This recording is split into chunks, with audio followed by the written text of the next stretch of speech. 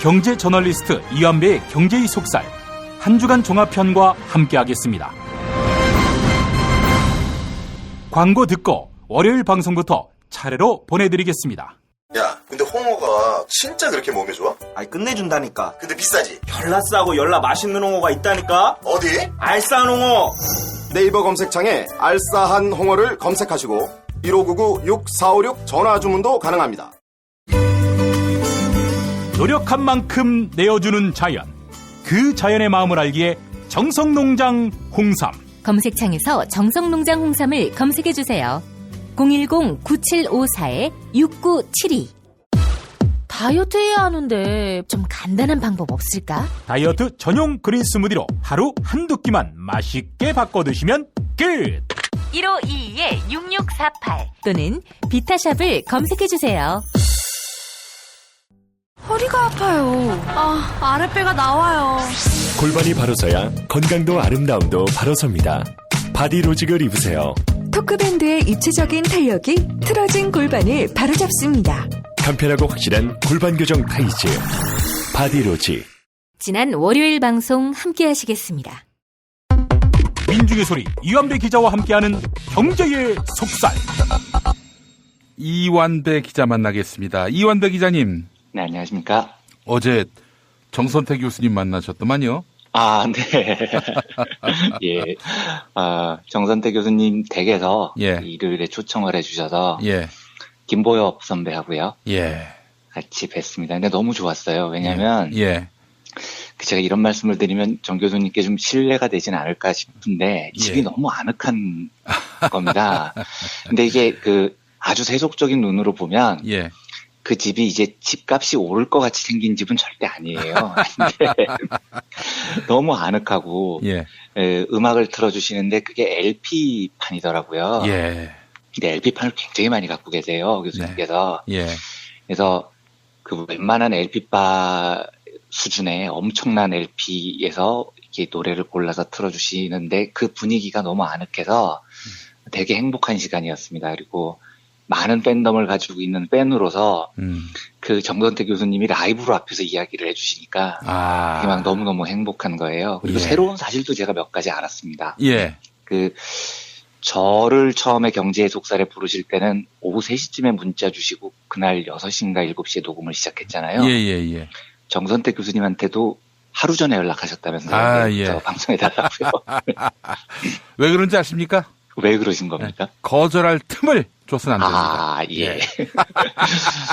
그래서 어제 그 김용민 PD님 이야기를 참 많이 하셨는데 정선태 교수님께서 되게 애정을 가지고 있으시더라고요. 그러면서 용인이니까 김용민 PD 또 왔으면 좋겠다고 하고 문자를 보내셨다는데 씹으셨다고 하시더라고요. 아니 답장을 보냈습니다. 도저히 못 간다고. 네. 그리고 저는 이 방송의 광고주 분들과 전혀 직접적인 관계가 없어서 제가 매우 객관적으로 말씀을 드리는 건데요. 알싸한 홍어를 어제 처음 먹어봤어요. 정말 맛있더라고요. 제가 홍어 별로 안 좋아하거든요. 근데 정말 맛있었습니다. 그 특제 소스에 찍어 먹어보니까 홍어를 안 좋아하는 저도 되게 맛있게 먹었고요. 그리고 또 한 가지 되게 기억에 남았었던 건 과거에 그 교수님께서 시골 빵집에서 자본론을 굽다 이 책을 한번 소개를 하시면서 방송에서 대학원생들한테는 꼭 자본론을 읽힌다. 그리고 실제로 자본론에 대해서 많은 두려움을 가지고 있는데 읽어보면 어렵지도 않다. 이런 이야기를 방송에서 한번 하신 적이 있었거든요. 저는 견해가 다릅니다. 자본론은 굉장히 어렵습니다. 그래서 저는 너무너무나 어렵게 읽었던 책인데 교수님께서 그걸 쉽게 읽으셨다는 이야기를 듣고 굉장히 제가 자괴감이 들었습니다. 어제 이런 이야기를 나눴어요. 그런데 제가 어제 뭘 느꼈냐면 경제학이라는 분야는 철학에서부터 출발을 한 분야입니다. 그리고 사람에 대한 고민에서부터 출발을 한 학문이고요. 그러니까 어떻게 하면 경제학을 잘할 수 있을까라는 질문을 제 스스로에게 던진다면 그 출발점은 역시 사람에 대한 고민 같아요. 그러니까 정선태 교수님 정도 되시는 이 인문과 철학과 사람에 대한 고민이 많으신 분들은 경제학도들이 보기에 굉장히 어려운 것들도 전혀 어렵지 않게 그걸 머릿속에서 풀어내시는 겁니다. 제가 그래서 어제 그 경제학에 대한 이야기도 쭉 하시는데 정말 많이 배웠습니다. 많이 배웠고 되게 기쁘고 제가 왜 이렇게 인문학을 잘 읽지 않고 무식하게 지냈을까에 대한 뼈저린 후회와 반성을 하는 시간이었습니다. 예. 네. 아유, 좋았겠습니다. 저도 네. 꼭 참석하고 싶었는데, 네. 우리 교수님의 또 가장 큰 문제가, 네. 항상 마시면서 전화를 하세요. 내일 네. 또는 뭐 모레 보자가 아니라, 네. 일단 한 잔 들이키시고 그리고 문자를 주시는데, 아니, 그때 네. 제가 안양에 있고, 원주에 있고, 이러면 어떻게 갑니까? 예. 네. 뭐 이런 거 다 서로 용인을 하면서 살아야 용인 시민이 아니겠는가 이런 생각이 듭니다. 네. 예. 굉장히 리시브하기 어려운 개그인데요, 이거는. 성남 시민은 잘 모릅니다. 우린 다 용인이 됩니다. 용인 네. 시민은. 예. 네. 그리고 한 가지 더 참고로 말씀을 드리면, 예. 김보엽 선배는요, 예. 어제 이제 김보엽 선배께서 정말 맛있는 막걸리를 가져오셨어요. 예. 빈속에서 먹고 엄청 취하고 왔는데, 네. 많은 분들이 김보엽 선배를 기자로 알고 계시죠. 기자 아닌가요? 네, 기자죠. 직업으로 따지면은요. 네. 근데 우리 같은 후배들이 갖고 있는 김보엽 선배에 대한 기억은, 예. 뭐라 그럴까요? 프로 투쟁러? 예. 프로 오. 화염병 투척러? 뭐 이런 기억입니다. 그 양반이요? 예. 안 그렇게 보이시죠? 예. 네. 정말 놀라운 싸움꾼이었었습니다. 그래서 후배들이 되게 기피했던 선배였어요. 그렇습니까? 예, 만나면 항상 데모 나가자고 끌고 다녀가지고. 예, 놀라운 싸움꾼이었는데, 예. 지금 저렇게 기자고 에디터시고 이러니까 전혀 티가 안 나시잖아요. 예, 김보엽 선배 어제 이렇게 오랜만에 만나 뵙고 술 한잔 하면서, 네. 대학 시절에 그 용맹했던 모습이 다시 떠올라서 청취자분들께 전해드리고 싶어서 이 말씀을 드렸습니다. 아이고, 우리 또 김보엽 기자가 또 소시적에는 혁명동지였군요. 장난 아니었습니다. 네. 알겠습니다. 어제 네. 한번 우리 정 교수님 또 우리 이완배 기자님 또 김보엽 기자님 모시고 함께 공개 방송을 한번 했으면 좋겠네요. 네. 저는 영광으로 알고 나가겠습니다. 그때 알싸농어도 좀 준비하겠습니다. 예. 자, 오늘 어떤 이야기 해볼까요?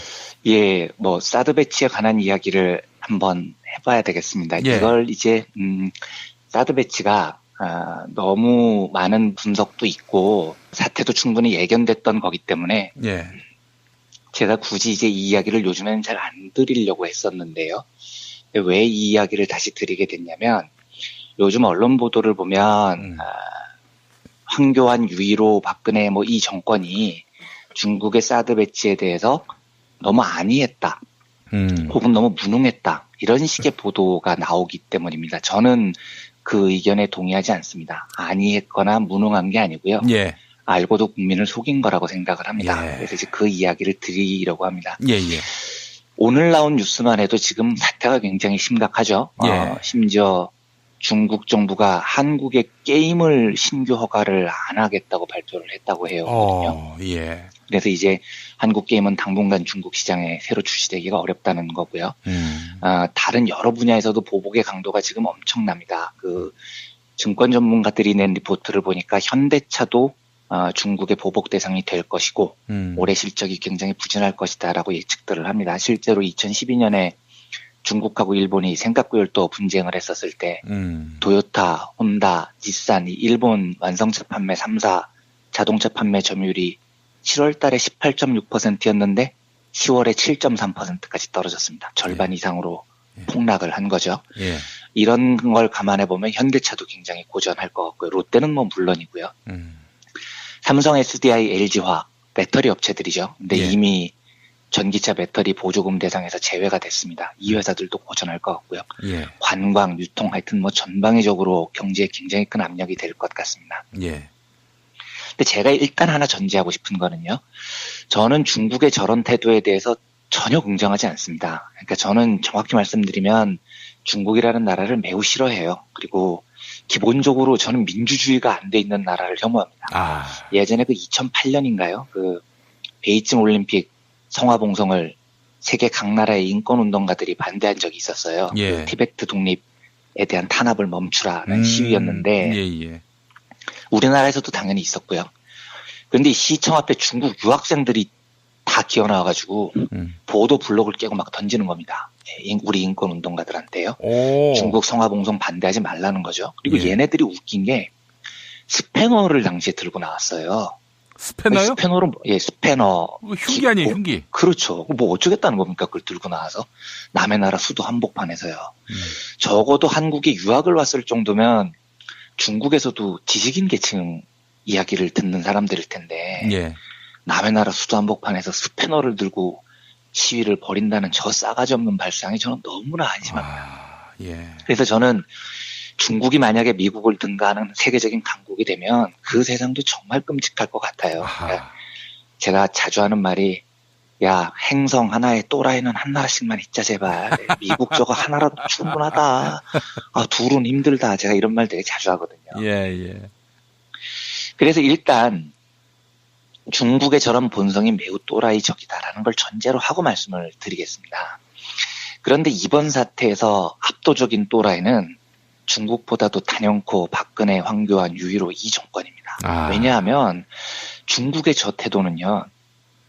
너무나 예측이 가능했기 때문입니다. 그러니까 무역 보복이 없었을 것이다. 이렇게 진짜로 황교안, 유일호, 박근혜가 생각했다면 그건 말이 되질 않아요. 걔네들도 알고 있었다니까요. 그런데 뻥을 친 거죠, 국민들한테요. 왜 중국의 무역 보복을 몰랐다는 게 말이 안 되냐면 저건 중국이 수십 년째 이어져 온 경제 무역 전략입니다. 그리고 중국은 저 무역 전략을 만천하에 공포를 하고 다닙니다. 제가 과거에 한번 게임 이론을 소개해드리면서 tit-for-tat 이런 게임 전략을 소개해드린 적이 있었는데요. 예. 눈에는 눈, 예. 이에는 이 이런 전략이죠. 그래서 이 tit-for-tat 전략이 실제로 상대가 있는 게임을 진행을 해보면 제일 효율적인 성적을 나타낸다는 말씀도 드렸습니다. 예. 그런데 이 tit-for-tat 전략의 핵심은 뭐냐면 상대가 협조하면 나는 반드시 협조하고 상대가 배신하면 나는 반드시 보복한다. 이건데 이 전략의 효용성은 내가 이 tit-for-tat을 사용한다는 것을 만천하에 알릴 때 생기는 겁니다. 상대가 알게 하는 거예요. 예. 너 배신하면 내가 반드시 보복한다. 너 반면에 협조하면 내가 반드시 보상해준다. 이걸 상대가 알게 하는 게 이 전략의 핵심이거든요. 근데 실제로 중국의 외교 전략을 보면은요. 수십 년 동안 중국의 경제 외교는 두 용어로 요약이 됩니다. 제가 하나하나씩은 다 과거에 소개해드린 적이 있는데요. 하나는 이경촉정이라는 말입니다. 다른 하나는 달라이라마 이펙트라는 겁니다. 이건 다 한 번씩 말씀을 드린 것이어서 짧게만 말씀드리겠습니다. 이경촉정은 뭐냐면 경제적 접근을 통해서 정치적 목적을 달성한다. 이런 뜻입니다. 예. 이게 전 세계가 다 알고 있는 중국의 전략이에요. 예. 실제로 중국은 자기들의 정책을 이경촉정이라고 공언을 합니다. 즉 정치적으로 중국을 배신하지 않으면 중국은 경제적으로는 남에게 다 퍼준다는 겁니다. 반면에 미국은 어떠냐면 미국은 이경촉정이 아니고 중국에서는 미국을 이무촉정이라고 부릅니다. 그러니까 무력을 통해서 정치적 목적을 달성한다는 거죠. 그러니까 말 안 들으면 두들겨 팬다라는 게 미국의 기본 방침이고 예. 그래서 거기에 굴복하는 나라들이 많이 생기는 거죠. 반면에 중국은 확고한 이경촉정입니다. 협조만 해주면 경제적으로 퍼준다 이거죠. 그러면 3자 입장에서 누구 편을 들고 싶겠습니까? 중국 편을 들고 싶겠습니까? 미국 편을 들고 싶겠습니까? 당연히 중국 편을 들고 싶은 겁니다. 예. 왜냐하면 야, 협조하면 내가 돈 줄게 하는 나라하고 협조 안 하면 죽여버린다 이런 나라하고 둘 중 누구를 선택하겠냐. 네, 당연히 이경촉정 쪽을 선택하죠. 예. 그래서 중국의 이경촉정 정책은 자기 편을 늘리는 놀라운 역할을 해낸 겁니다. 중국이 소련이 붕괴된 이후에 약 20년 만에 소련의 대체제가 돼서 압도적인 국제사회의 지위를 얻어내서 미국의 대항마가 된 건 바로 이 이경촉정 정책 덕분이었습니다. 실제로 아프리카를 대표하는 경제학자 담비사 모요라는 사람이 있는데요. 이 담비사 모요 같은 경우는 예. 미국이나 서방사회의 원조를 아프리카는 걷어차버려라. 아프리카의 유일한 벗은 중국뿐이다. 이렇게 이야기할 정도입니다. 예. 그리고 실제로 아프리카에 가보면 중국이 짱이죠. 중국은 정말 헌신적으로 아프리카에 퍼져요. 그러니까 아프리카가 미국하고 적당한 거리만 둬도 중국은 경제적으로 아낌없이 퍼주는 전략을 고수를 해왔던 겁니다. 또 한 가지요. 제가 여러 번 말씀드렸던 달라이라마 이펙트라는 거예요. 독일 경제학자들의 분석인데요. 159개 나라를 조사를 했더니 어떤 나라 정치 지도자가 달라이라마를 만나기만 해도 예. 중국은 바로 보복에 들어가서 그 나라의 중국 수출이 8.5에서 16.9%나 감소한다. 뭐 이런 연구 결과라는 겁니다.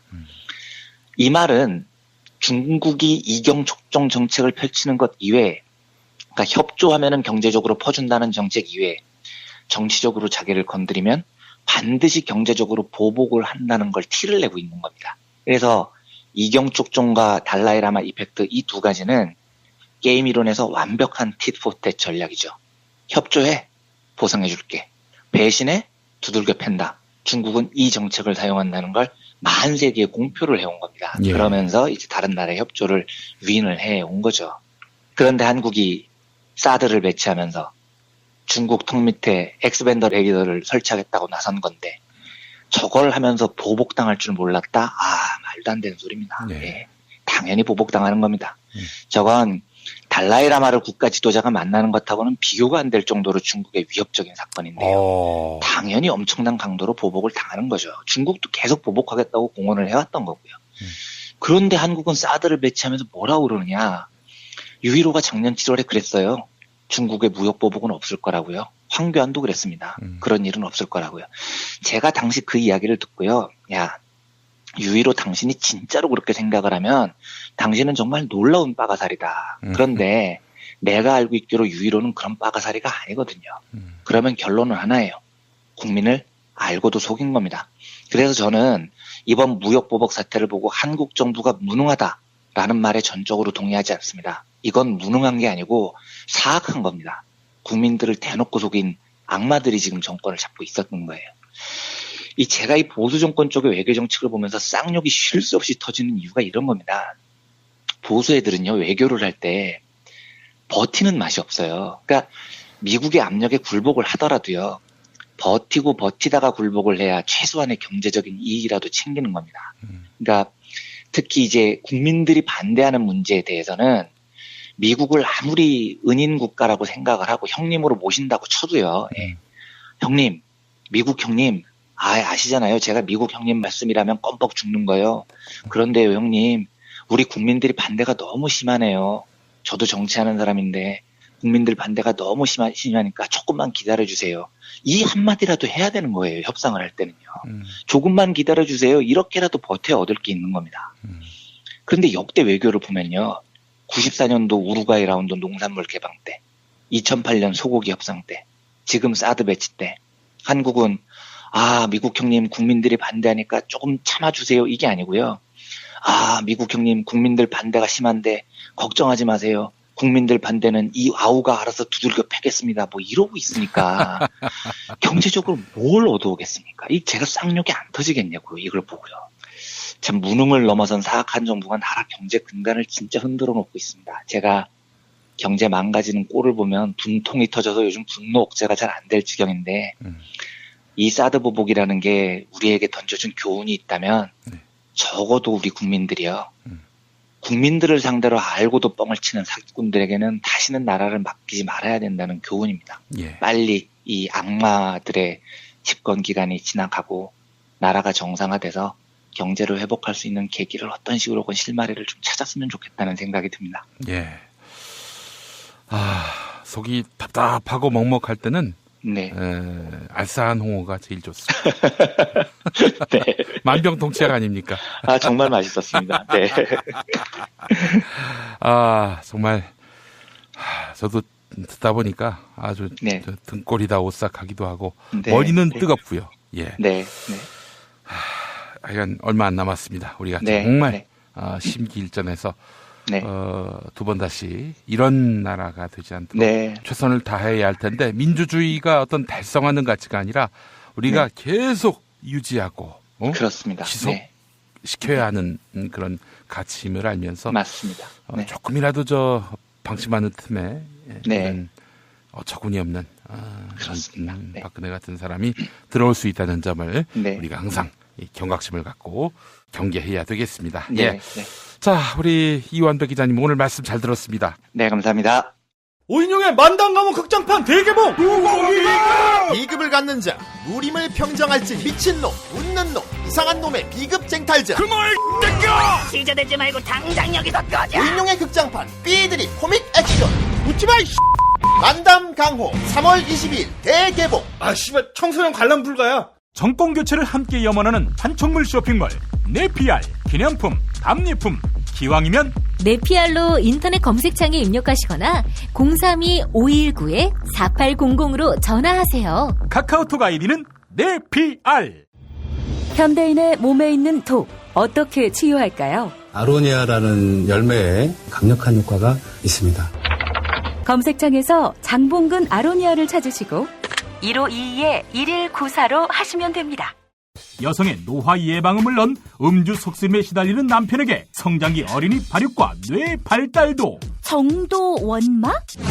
네이버 검색창에 정도 원마, 전화 080-777-6776. 지난 화요일 방송 함께 하시겠습니다. 민중의 소리 이완배 기자와 함께하는 경제의 속살. 이완배 기자 만나겠습니다. 이완배 기자님. 네, 안녕하십니까? 예. 자, 오늘 어떤 이야기 해볼까요? 네, 이게 뭐 계획을 한 건 아닌데 저도 양양자 최고위원의 반올림 이야기를 하려고 합니다. 오늘 방송에서는 계속 이 이야기였는데요. 제가 이 이야기를 안 할 수가 없는 게 저희가 이제 방송일 기준으로 어제 그러니까 3월 6일에 녹음을 할 때요. 3시 한 50분쯤에 녹음을 했죠. 근데 제가 어젯밤에 제 페이스북에 그런 글을 올렸어요. 이 발언이 오후 6시쯤에 알려졌는데 이걸 내가 하늘에 감사한다. 3시 50분쯤 녹음을 했는데 그 전에 이 발언이 전해졌고 그래서 내가 어제 이 주제로 녹음을 했으면 진짜 이성을 잃고 방송에서 쌍욕을 퍼부었을 것 같았다. 이게 하루가 늦춰져서 나를 진정할 시간을 주게 해서 되게 고맙다. 이런 글을 올렸습니다. 이게 정말 진심이었어요. 제가 어제 양양자 최고위원의 발언을 보고 분이 안 가라앉아가지고요. 밤에 잠이 안 오더라고요. 너무 분노 게이지가 안 가라앉아서요. 이게 제1당 최고위원의 발언이냐. 심지어 다가오는 대선에서 집권당이 될 가능성이 매우 높은 당의 최고위원의 말이냐. 이게 믿어지지가 않았습니다. 그런데 이제 제가 하는 건 경제의 속살 브리핑이죠. 제 분노를 마구잡이로 분출하는 시간은 아니니까요. 다행히도 이제 뉴스를 본 뒤에 하루가 지났고요. 제가 어제만큼 흥분한 상태는 아닌 조금은 가라앉은 상태에서 방송을 할 수 있게 돼서 정말 하늘에 감사합니다. 어제였으면 제 입에서 진짜 거짓말들이 많이 나왔을 것 같아요. 기사 제목에 낚이지 말고 기사 전체를 보라 이렇게 말씀하시는 분들이 있어서 제가 기사 전체에 나오는 양양자 발언 전부를 일단 읽어드리겠습니다. 삼성전자 상무 출신인 양양자 더불어민주당 최고위원이 10년 동안 삼성 반도체 공장 노동자들의 백혈병 문제를 앞장서 제기해온 노동인권단체 반올림 활동가들을 전문시위꾼으로 폄하해 논란이 예상된다. 양 최고위원은 6일 기자들을 만나 반올림이 유가족을 위해 활동하는 것이라면 모르겠지만 그것도 아니다. 전문 시위꾼처럼 귀족 노조들이 자리를 차지하는 방식으로 활동한다. 고 말했다. 양 최고위원은 삼성 본관 앞에서 반올림이 농성을 하는데 그 사람들은 유가족도 아니다. 그런 건 용서가 안 된다고 했다. 반올림은 2015년 10월 삼성이 가족대책위와 회사 쪽 대표 등으로 구성된 조정위원회 권고안을 거부하고 자체 보상 절차를 강행한 것에 반발해 서울 서초동 삼성전자 사업 앞에서 500일 넘게 노숙농성을 벌이고 있다. 양 최고위원은 한겨레와 통화에서 나도 바닥 노동자로부터 시작한 사람으로 유가족이 충분한 보상을 받아야 하는 것을 인정한다. 이재용 부회장도 사실관계를 파악해서 보상을 충분히 해줘야 한다는 입장이다. 라며 하지만 반올림 활동을 하면서 귀족 노조처럼 행세한 사람이 분명히 있다고 했다. 이렇습니다. 하나씩 살펴보겠습니다. 우선 양 최고위원이 반올림 활동을 하면서 귀족 노조처럼 행세하는 사람이 분명히 있다라고 얘기를 했습니다. 자기 입으로 분명히라는 부사를 사용했어요. 그러면 그게 도대체 누굽니까? 밝히세요. 귀족 노조처럼 행세하는 사람이 분명히 있다면서요. 누군지 이름을 대십시오. 저기요, 제 반도체 직업병 사태를 처음으로 특종 보도한 사람이요, 우리나라에서요. 제가 방송에서 자주 언급한 제가 제일 아끼는 후배인 정홍재 기자입니다. 그래서 제가 늘 정홍재 기자로부터 이 사태 추이를 들어왔고요. 저도 반올림 천막 농성장에서 이어 말하기 연대투쟁을 하고 온 사람입니다. 도대체 누가 반올림 활동가 중 누가 귀족이라는 거예요. 양양자 씨한테 제가 묻고 싶은 건 거기 한번 가보기라도 하셨어요? 삼성전자 임원 출신이라서 매번 회사에서 대주는 차를 타고 출퇴근했을 거 아닙니까? 그러니까 강남역 8번 출구 반올림 농성장을 한 번도 못 가봤겠죠. 근데 거기 한 번이라도 가보면요. 귀족 어쩌고 하는 말을 절대로 할 수가 없습니다. 도대체 어느 나라 귀족이 회사 로비도 아니고 길바닥에서 텐트 치고 저는 그게 텐트인 줄 알았어요. 근데 텐트도 아니랍니다. 움막이에요, 움막. 예, 텐트를 못 치게 해서 비닐을 독지독지 발라놓고 있는 거예요. 어느 귀족이 그런 곳에서 500일 넘게 농성을 하고 있습니다. 그 추운 길바닥에서요. 그러니까 저는 양양자 씨가 자기 입으로 분명히 귀족 노조가 있다고 말했으니까 밝히라고 요구합니다. 그게 누구냐는 겁니까? 좀 드러나 봅시다. 도대체 어떤 시력을 가져야 그게 귀족으로 보이는지요.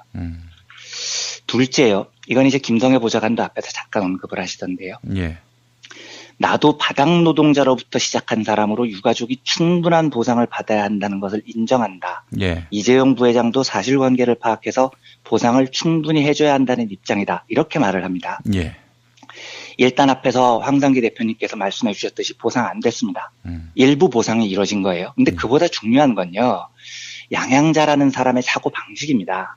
지금 양양자라는 사람의 머리에는 뭐가 들어있냐면 노동자가 공장에서 죽으면 회사는 돈으로 처바르면 끝이다. 이렇게 생각을 하고 있는 겁니다. 그런데 사람 목숨값을 어떻게 계산할 건데요? 왜 우리가 기업살인 처벌법을 만들자고 주장하느냐면요. 양양자 같은 사람들이 권력을 갖고 있기 때문입니다. 노동자가 공장에서 죽어요. 그러면 회사는 돈 몇 푼 딸랑 던져줍니다. 충분하지? 그거 먹고 떨어져. 이 지랄을 하고 있는 겁니다. 다시 한번 말하지만 보상 안 이루어졌다니까요. 하지만 정말 중요한 건 사람이 죽으면 돈으로 처벌하면 끝이다라는 저 처혈한 사고방식입니다. 사람이 공장에서 일하다가 무더기로 목숨을 잃었습니다. 상식적으로 뭘 해야 됩니까? 돈으로 처바르는 일은요. 회사가 해야 되는 수많은 일들 중에 하나예요. 예. 제일 먼저 해야 될 일은 그 죽음 앞에 진심으로 사과하는 겁니다. 그리고 당연히 보상도 해야 됩니다. 그리고 더 많은 노동자들이 목숨을 잃기 전에 원인을 분석하고 대책을 세워야 됩니다. 이게 지금 반올림에서 주장하는 사과, 보상, 대책 이 세 가지가 동시에 이루어져야 한다는 주장입니다. 예. 그리고 저는 여기 하나를 더 얹어야 된다고 생각합니다. 황상기 어르신께서 말씀하신 처벌이 있어야 됩니다. 무려 79명의 소중한 목숨이 이 세상을 떠났는데 아무도 처벌을 받지 않아요. 이건 정당한 사회가 아니지 않습니까? 그런데 양양자는 돈으로 처벌하면 되지 이 지랄을 하고 있는 겁니다. 저런 사람이 제1당 어쩌면 여당이 될 정당의 최고위원입니다. 정말 처참한 겁니다. 이건. 삼성이 지금까지 어떤 태도를 유지했느냐면요. 우리는 죄가 없어. 공장엔 아무 문제가 없었어.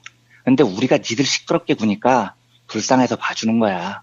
돈 몇 푼 주어줄 테니까 준다고 할 때 먹고 떨어져. 이런 태도를 일관되게 유지하고 있는 거예요. 그런데 양양자 씨도 똑같은 태도예요. 그러니까 양양자 씨한테 제가 묻지 않을 수가 없는 겁니다. 당신 도대체 노동자 79명의 목숨값을 돈 몇 푼으로 계산할 건데요.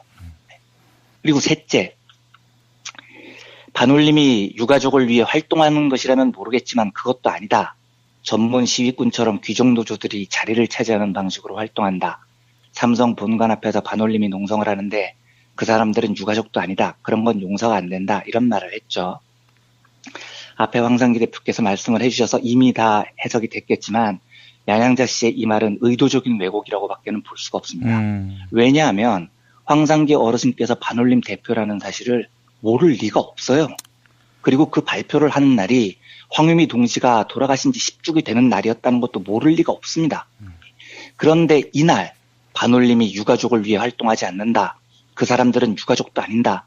이런 말을 몰라서 했다는 게 말이 됩니까? 알고도 왜곡을 한 거죠. 근데 저는 여기서 어떤 면을 보냐면 삼성이라는 조직이 정말 이렇습니다.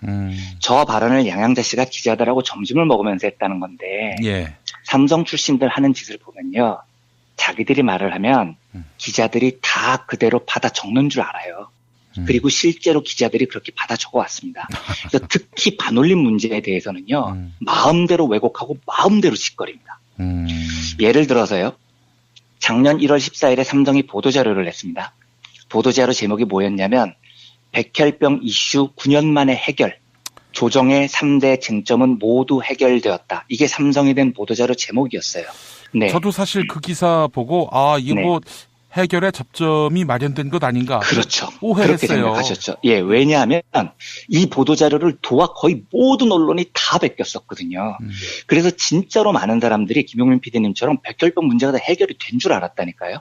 근데 저는 14일에 그때 보도자료를 보고 돌아버리는 줄 알았습니다. 왜냐하면 그게 1월 14일에 나온 보도자료예요. 예. 그런데 이틀 전에요. 1월 12일에 삼성전자에 제가 나중에 설명드리겠습니다만 가대위라고 불리는 가족대책위원회라는 곳이 있습니다. 예. 그리고 반올림이 있습니다. 예. 그리고 삼성전자가 있습니다. 이 세 곳이 참여를 해서 예. 조정을 했었던 공식 기구인 조정위원회라는 곳이 있습니다.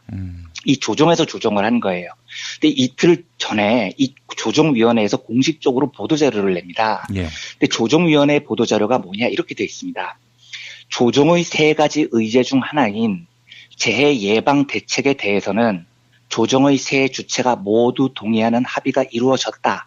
하지만 나머지 조정 의제인 보상과 사과에 관해서는 추가 조정 논의가 보류되어 있다. 이렇게 적었습니다. 무슨 말이냐면 3개의 안건 중 2개가 합의가 안 됐다는 겁니다. 이게 제가 지금 말씀드리는 게 반올림 주장이 아니고요. 예. 조정위원회의 공식 보도자료입니다. 공식 기구가 3개 기관을 만나서 조정을 한 결과 3개 주제 중에 하나만 합의가 됐고 2개가 합의가 안 됐다고 공식 발표를 했어요. 그런데 이틀 뒤에 삼성은 그냥 쌩까고 3개 다 합의했다. 우리 행복하게 잘 마무리했다. 이렇게 발표를 해버렸다니까요. 예. 그러니까 이렇게 뻔뻔하게 이틀 만에 거짓말을 하는데 언론이 이걸 또 다 받아 적어요. 그러니까 삼성이 너무 대놓고 거짓말을 하는 이유가 뭐냐. 기자들이 다 자기가 하는 말을 그대로 받아 적겠다는 믿음이 있기 때문입니다. 그래서 실제로 이게 얼마나 심했냐면요. 작년 2월에 이 합의 때 황상기 대표께서 미디어스하고 인터뷰를 하셨습니다. 예. 그런데 이런 말씀을 하세요. 그때 조정위원회에서 합의를 한 건 미래의 재발 방지를 위한 그 대목 하나를 합의를 한 거다. 사과와 보상에 대해서는 합의가 안 됐다. 그런데 재발 방지를 위한 합의 소명을 하려고 보였는데 삼성 쪽에서 악수를 하자고 그러길래 거부했다라는 겁니다. 왜냐하면 이 악수를 하면은요. 예. 모든 언론들이 와 최종 합의됐다 하고 악수하는 사진 찍을 것 같았었다는 거예요. 예. 예. 그러니까 그림이 너무 뻔히 보이셨다는 거예요. 그래서 일부러 악수를 거부했다는 겁니다. 예. 그런데 아니나 다를까 딱 끝나고 농성장에 돌아와 보니까 보상하고 사과는 아직 합의가 안 됐는데도 모든 언론에서는 반올림 문제 다 해결됐다, 다 합의했다. 이 기사가 뜨기 시작했다는 겁니다. 그래서 황상기 대표님이 그때 미디어스하고 인터뷰를 하신데 이렇게 말씀을 하세요. 귀가 막히고 코가 막히는 상황이었다. 이렇게요.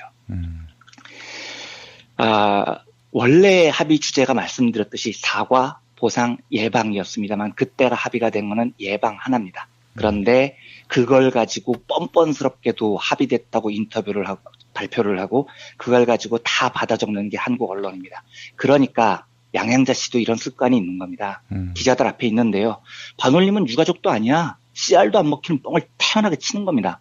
그러면 뻥을 쳐도 기자들이 다 그렇게 받았을 거라고 생각을 하는 겁니다. 삼성 사람들이 원래 그렇게 생각을 해요. 그리고 나서 합의 다 끝났는데 반올림이 때를 쓴다. 이런 말도 안 되는 프레임을 씌우는 거죠. 그러니까 제가 여러 번 말씀드리지만 인간이 아니에요. 버러지들입니다. 그런데 양양자는 야당 최고위원이라는 자가 그 버러지들의 앞잡이가 돼서 사실 왜곡의 앞장을 서고 있어요. 제가 환장하는 게 이 대목입니다. 제가 하나만 더 말씀드리겠습니다. 양양자의 저 발언이 어떤 효과를 불러왔을까요? 그러니까 저걸 예를 들어서요. 김진태가 저런 이야기를 했다. 아무도 안 믿죠? 예, 다 고웃음 치고 마는 겁니다.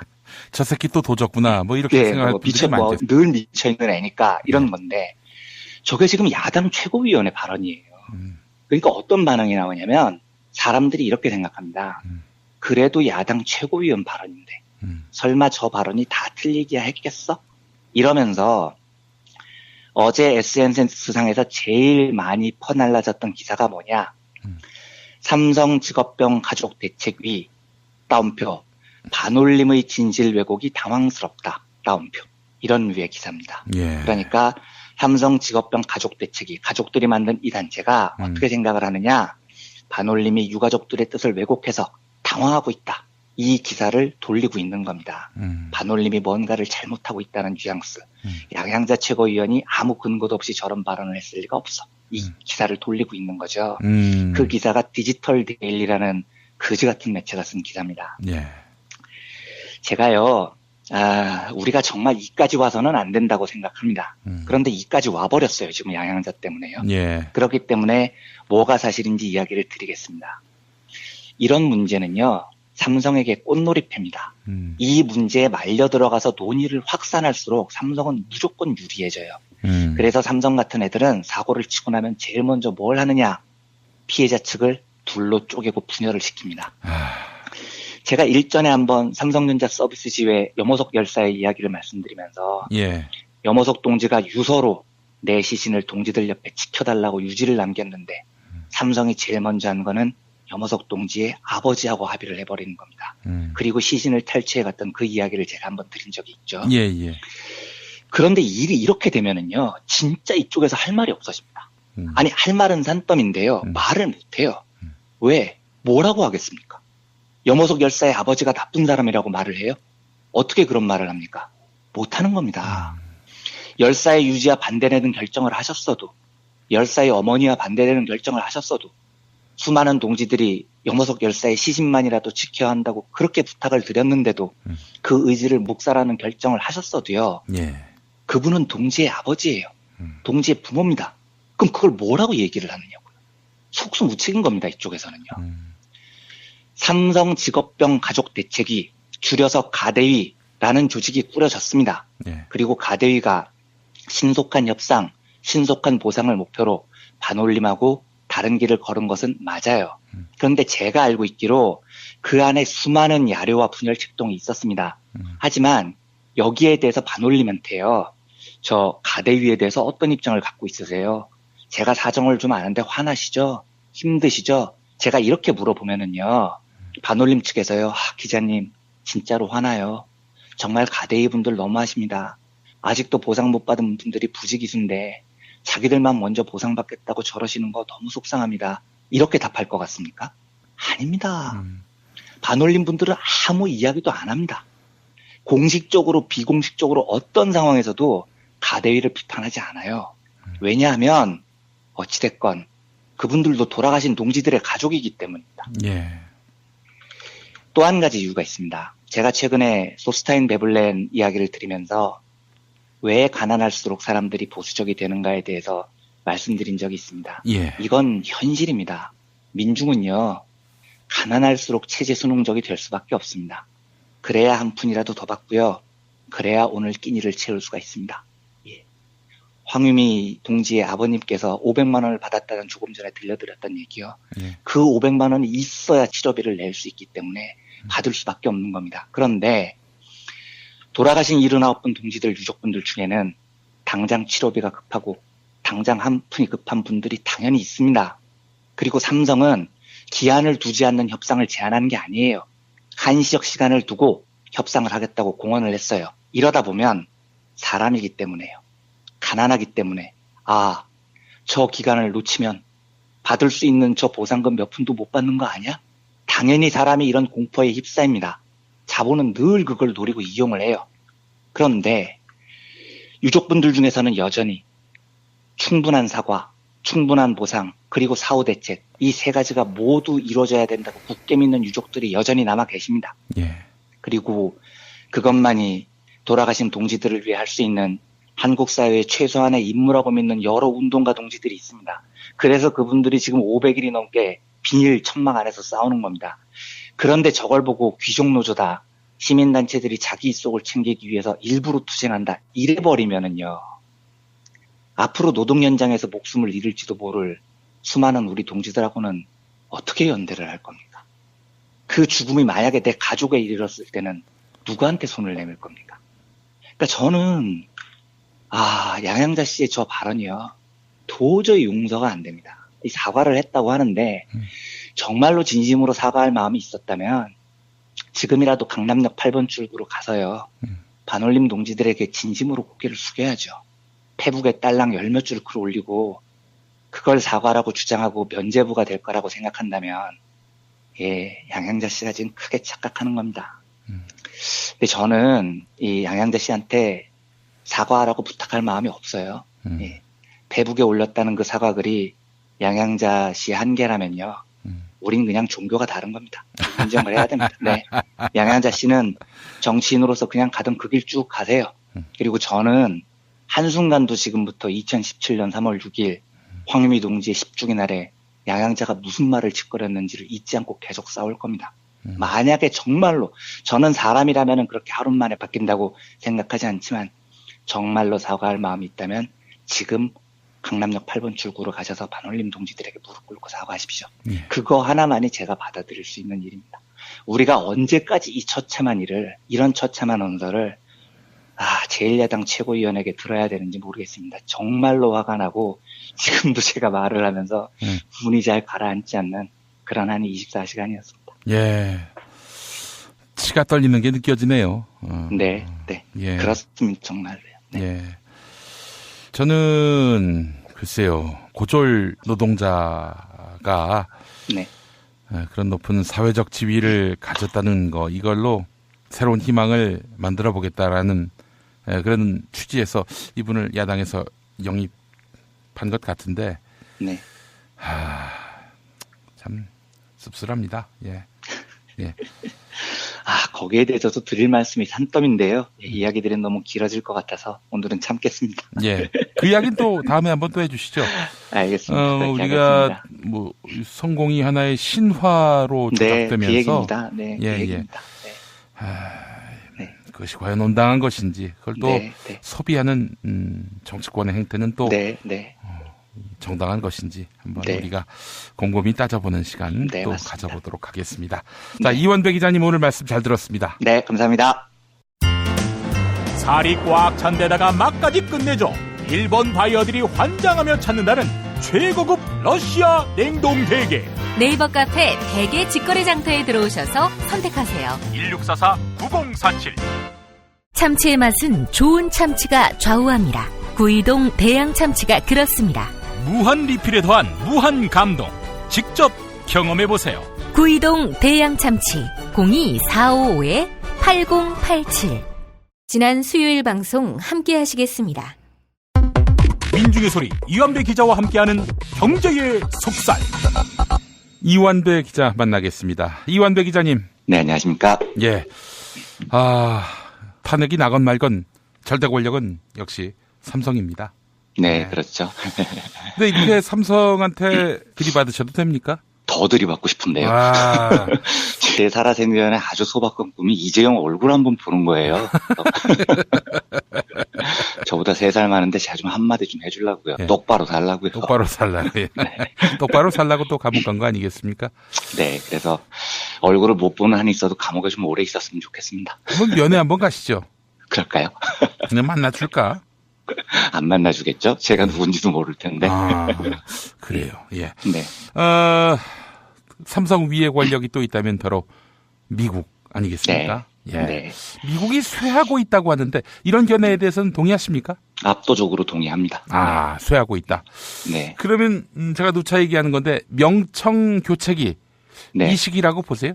지금? 그렇게까지 제가 말씀드릴 정도로 국제적인 식견이 있지는 않는데. 국제경제학과 나오셨잖아요. 네, 그렇죠. 네.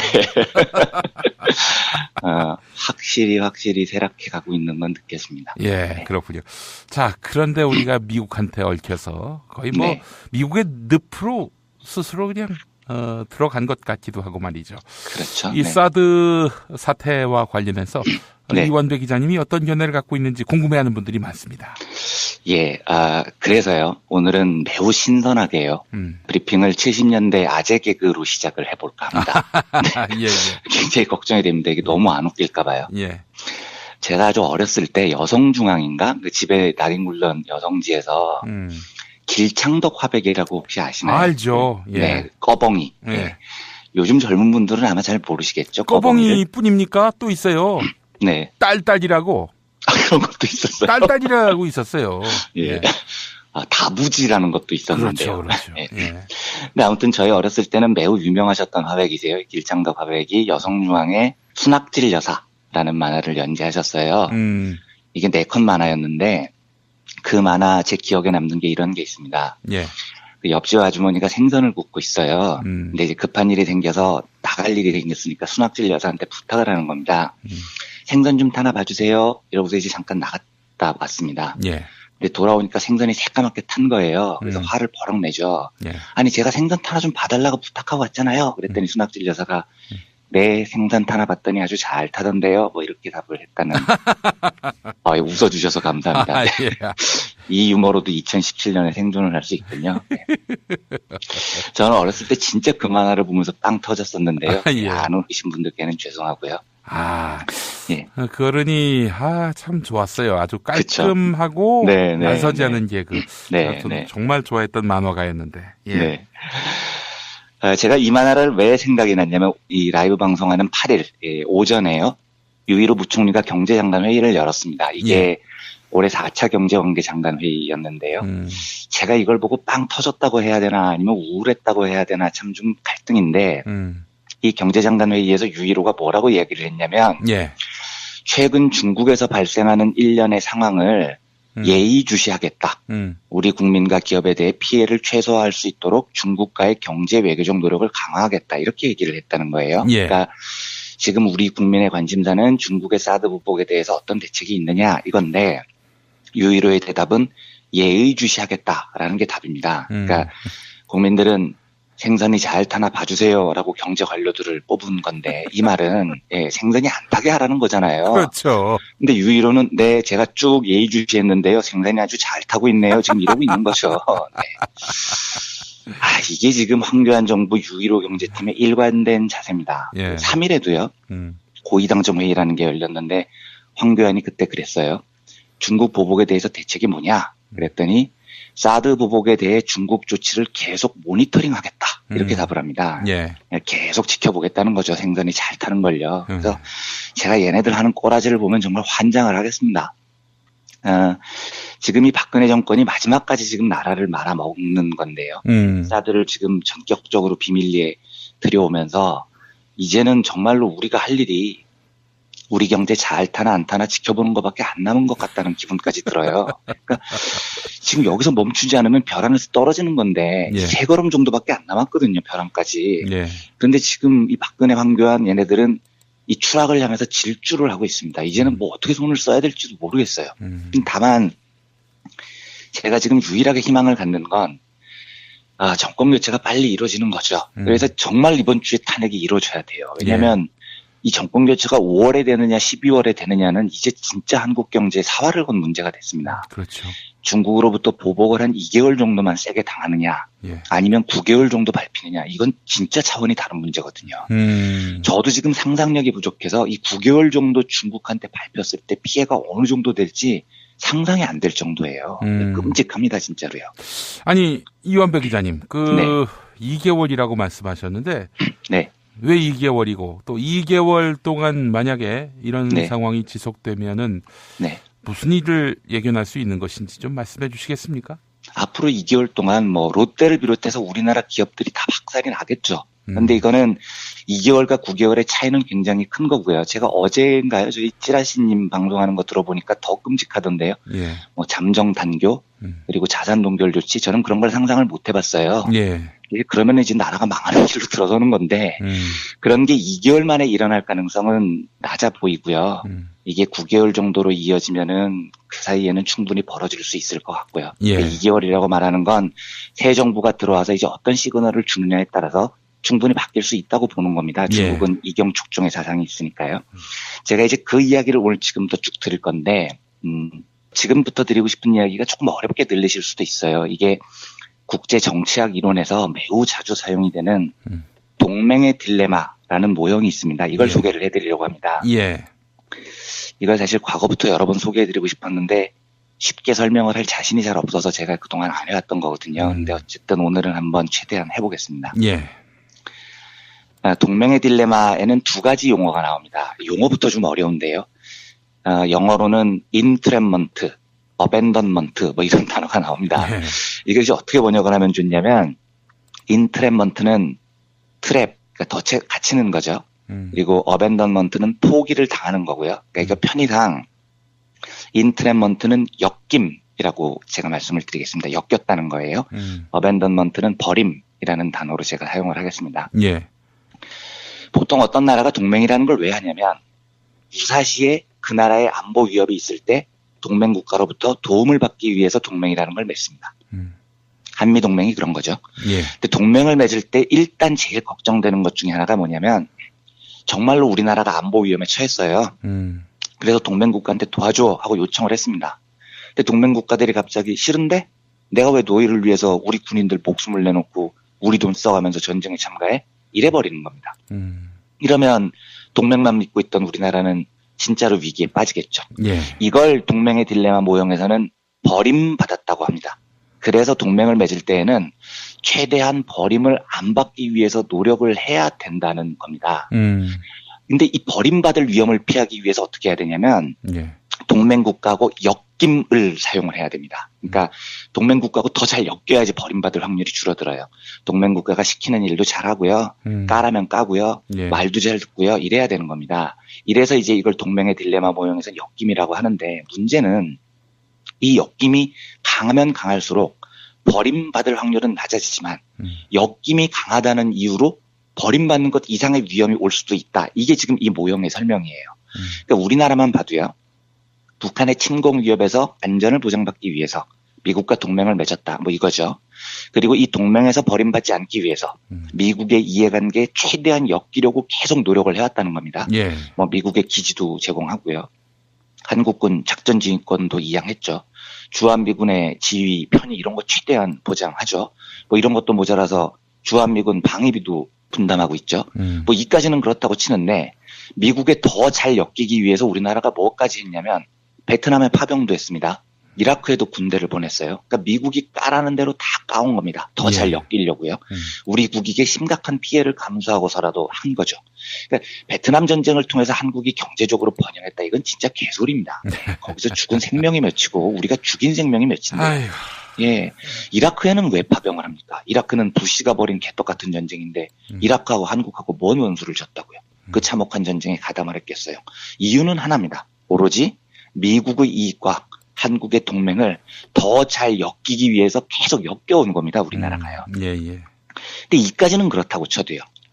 이제는 동맹의 딜레마 모형에서 얘기하는 엮임의 강도가 너무 심각해져서 국가 존망을 건드리는 순간까지 왔다는 겁니다. 사드 배치가 그런 거예요. 우리가 저거 왜 하겠습니까? 아무리 황교안 박근혜가 개뻥을 쳐도 저건 미국의 중국 견제 수단이에요. 그러니까 한국은 미국하고 더 잘 엮여있기 위해서 멀쩡한 골프장 깎고 주민 피해 감수하고 기업들 중국에서 아작나는 일까지 지금 감수하면서 엮이려고 하는 겁니다. 그래서 이 동맹의 딜레마 모형에서는 너무 강하게 엮여도 망하고 그렇다고 버림받아도 망하고 그러니까 버림받지 않으면서 너무 강하게 엮이지 않아야 하는 그 묘한 줄타기를 어떻게 해내느냐 예. 그 능력이 나라의 존망에 결정적인 역할을 한다 이렇게 해석을 합니다. 근데 이 동맹의 딜레마 문제를 볼 때 저는요 이걸 좀 궁극적으로 풀어야 된다고 생각을 하는 쪽입니다. 그러니까 여기서부터는 저희 청취자분들께서 부디 오해를 하지 말고 들어주셨으면 합니다. 예. 제가 생각하는 게 어떤 방식이냐면 미국하고 지금 너무 많이 엮여 있으면 앞으로 이 사드 같은 문제를 막을 수가 없어요. 그리고 중국한테 계속 두들겨 맞으면서 경제가 아작이 납니다. 그런데 그렇다고 미국으로부터 버림을 받으면 북한이라는 구체적인 군사위협으로부터 벗어날 수 없다라는 공포가 현실적으로 지금 우리나라에 있죠. 예. 그렇다면 문제 유일한 해결책은요. 북한의 군사위협이라는 변수를 그러니까 하나에 딱 박혀놓은 상수로 놓지 말고요. 이걸 변수로 만들 수 있어야 된다는 겁니다. 그러니까 동맹의 딜레마에서 헤쳐나오는 길은 한미동맹이 필수적이다라는 상황에서 벗어나야 된다는 거예요. 그리고 이 방법은 뭐 더 나은 방법이 있으면 알려주십시오. 제 머릿속에서 떠오르는 유일한 방법은 김정은 체제를 인정하는 겁니다. 그러니까 이게 제가 오해의 소지가 있다는 대목인데 예. 저는 친북, 종북 다 아닙니다. 북한 연락이 싫어해요. 무슨 북한이 3대 세습이 옳으냐 이런 차원이 아니고요. 예. 3대 세습은 잘못됐는데 그럼 2대 세습은 괜찮습니까? 2대 세습은 잘못됐으면 뭐 김일성의 평생 독재는 괜찮아요? 다 잘못된 거예요. 다 개판인 겁니다. 위대한 경제학자 아마르티아 센이 이야기한 대로 민주주의에 의해서 교체되지 않는 권력은 그 자체로 민중들의 경제적인 삶을 절대 풍요롭게 하지 못합니다. 예. 그래서 저는 북한 시스템은 어느 무로보나 결단코 경제적으로 인정을 못하는 시스템이에요. 그런데 지금 순수하게 우리의 국익만을 보면요. 저 동맹의 딜레마 속에서 미국하고 더 자꾸 엮일수록 사드 배치 같은 심각한 국익 저하 문제를 해결을 못해요. 그리고 핵 보유국인 북한이 버젓이 지금 존재를 해요. 이게 빠져나오는 방법이 저는 김정은 체제를 인정하는 방법 외에 다른 방법이 없다는 생각이 듭니다. 왜냐하면 김정은이 지금 저지랄을 하는 이유는 제가 보기에는 하나거든요. 한국전쟁이야 김일성이 뭐 남한을 적화통일을 하겠다고 벌인 전쟁이겠지만요. 지금 북한의 핵 보유는 글쎄요. 한반도의 적화통일이 저는 절대 목적이 아닌 것 같아요. 김정은 정권의 유지, 그게 목적입니다. 예. 북한 저 가난한 나라가 무슨 수로 전쟁을 일으킵니까? 예. 핵 몇 개 가졌다고요? 천만에요. 저는 절대 못 일으킨다고 봅니다. 북한이 전쟁을 벌일 가능성은 딱 하나예요. 김정은 체제가 위협받을 때일 겁니다. 예. 그럴 때는 아마 전쟁을 할 겁니다. 이걸 제 기억에 제일 잘 해결한 정부가 누구였냐면 김대중 정부였어요. 예. 정말 훌륭하게 이 동맹의 딜레마 문제를 해결한 겁니다. 어떻게 했느냐? 김정일 통치 시스템을 인정을 한 거죠. 그리고 그 시스템을 인정한다는 사실을 김정일에게 끊임없이 알려준 겁니다. 우리 너 안 뒤집는다. 너 안 쫓아낸다. 예. 미국하고 짜고 너 안 몰아낸다. 이 시그널을 계속해서 북한에게 줍니다. 그럼으로써 북한의 위협이라는 상수를 확 낮춰버린 거예요. 이렇게 해놓으면 미국하고 너무 안 엮여도 돼요. 적당히 엮이면 됩니다. 예. 버림의 가능성이 높아져도 북한의 위협 자체가 낮아졌으니까 훨씬 더 안정적으로 국정을 운영할 수 있는 겁니다. 근데 이걸 이명박근혜 9년 동안 뭐 선제 타격론, 북한 붕괴론 이 지랄을 해버리니까요. 북한 김정은은 살아남기 위해서 계속해서 위협의 강도를 높입니다. 우린 더 불안해진다고 하면서 계속 미국에 더 강하게 엮이려고 했죠. 그러다 보니 이제 경제가 아작이 나버렸지 않습니까? 예. 이 악순환에서 못 벗어납니다. 그러니까 다시 한번 강조드리지만 저는 종북 아닙니다. 저 북한 정말 싫어해요. 그런데 이 사드 상황을 보면서 너무 미국에 엮여버린 이 굴레를 벗어날 유일한 방법은, 그래서 한국 경제를 파국에서 건져내는 방법은 제 머릿속에서는 김정은 체제를 인정하는 것 외에 다른 방법이 생각나지 않습니다. 예, 김대중 정부 때처럼 북한의 위협을 낮춰야 돼요. 예. 그리고 미국으로부터 엮임의 강도를 줄이는 방법밖에 없습니다. 제가 방송에서 어지간하면 대선 후보들의 정책이나 이런 걸 평가를 잘 안 하려고 하는데요. 예. 제가 뭐 누구 지지하고 누구 비판하고 이렇게 보일까 봐요. 근데 다만 오늘은 예외적으로요. 네. 특정 대선 후보의 정책 하나만 좀 가벼운 마음으로 평가를 하겠습니다. 예. 문재인 후보가 작년 12월에 당선되면 미국보다 북한에 먼저 가겠다. 이런 발언을 했다고 알려졌죠. 예. 그리고 썰전에서 문 후보가 이렇게 해명을 했어요. 왜 그 발언을 자꾸 사상 검증하듯이 물어보느냐. 미국이든 북한이든 일본이든 러시아든 우리 국익에 도움이 된다면 어디든 가고 누구든 만나겠다는 것이다. 이렇게 이제 해명을 하셨다고 해요. 예. 근데 저는요, 미국보다 북한에 먼저 가겠다. 예, 문재인 후보의 그 발언이 뭐 해명의 문제 이게 아니고요. 저는 그게 정답이라고 봅니다. 그러니까 진짜 그렇게 해야 된다고 보는 거예요. 예. 물론 이제 어디를 먼저 가느냐 이걸 사상 검증하는 식으로 물어서는 안 되지만 지금 상황에서는요. 우리한테 제일 중요시되는 외교 정책이 미국하고 더 엮이는 게 아닙니다. 지금 한국은 미국하고 너무 많이 엮여서 문제라니까요. 예. 동맹의 딜레마 모델에서 엮임이 너무 강해서 국익에 심각한 손실이 오는 단계가 됐습니다. 그러면 이 엮임의 강도를 풀어야 됩니다. 풀려면 북한의 위협을 줄여야 됩니다. 그러면 무슨 방법밖에 없겠습니까?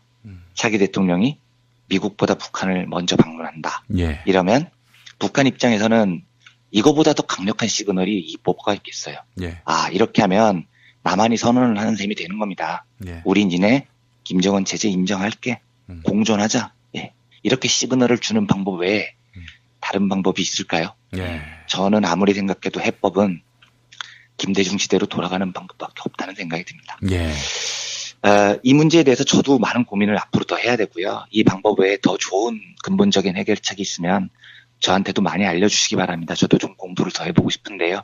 아무튼 저는 현 시국에서는 미국보다 북한을 먼저 방문한다. 이 단순한 방식 하나만으로도 미국으로부터의 엮임의 강도를 푸는 이 김대중 시대의 해법만이 유일한 해법이 아닐까라는 생각을 현재까지는 가지고 있습니다. 예. 지당한 말씀이고요. 네. 사실 문재인 후보가 지난 대선 나왔을 때요. 네. 어떻게 해서 북한과의 대화의 물꼬를 틀지 그걸 증언해 주신 분 이야기를 들었어요. 네. 그 이야기를 들으면서 정말 의지가 확실하구나. 다행입니다. 예. 네. 어떤 말로만 혹은 지지층을 규합하기 위해서 했던 말이 아니라 이분에게는 아주 구체적인 플랜이 있었구나라는 걸 거기서 확인을 했었습니다. 다행입니다. 지금 제가 보기에는 그 방법밖에 없거든요. 북한과의 물꼬를 트는 방법이에요. 만약에 문재인 경선 후보가 민주당 후보가 되고 그렇게 해서 대통령에 당선이 된다. 여러분 그 이튿날 한번 상황을 눈여겨 보시기 바랍니다. 미리 제가 말씀을 드리는데요. 바로 그 이튿날부터 대통령 아닙니까? 네, 그렇죠. 이번에는요. 확실한 뭔가의 그 대북 진전된 그런 관계 개선책이 나올 것이다. 그렇게 생각을 하고요. 그렇게 되면은 또 우리 경제에도 부정적인 변수가 하나 사라지게 되는 거니까요. 그렇습니다. 굉장히 중요한 부정적 요소가 사라집니다. 예. 또 이제 그런 냉전 논리로 먹고 사는 정치 세력은 정리를 좀 해야죠. 예. 네. 북한이 생존을 위해서 핵을 개발한다고 그러는데, 이 남한에 있는 냉전 반공주의자들은 이 사람들이야말로 자기들의 생존을 위해서 반공 논리를 막 그렇게 만들어내고 확산시키는 거 아니겠습니까? 그러니까 그 김수민 의원께서 예전에 녹색당 대변인 때 말씀하셨던 유명한 명언 여권 연대라는 거 정확한 말씀이신 거죠. 예, 정말 이런 대결주의를 이렇게 조장하는 세력들 하루속히 좀 역사 앞에서 퇴장을 했으면 좋겠습니다. 50년, 60년 동안 이거 지긋지긋하지도 않는지 모르겠어요. 그러니까요. 알겠습니다. 자, 이완배 기자님 오늘 말씀 잘 들었습니다. 네, 감사합니다. 피터팬 좋은 방 구하기로 집구해. 피터팬 좋은 방 구하기로 집구해. 중개 수수료 없이 집구할 땐 피터팬 좋은 방 구하기. 정말 맛있다.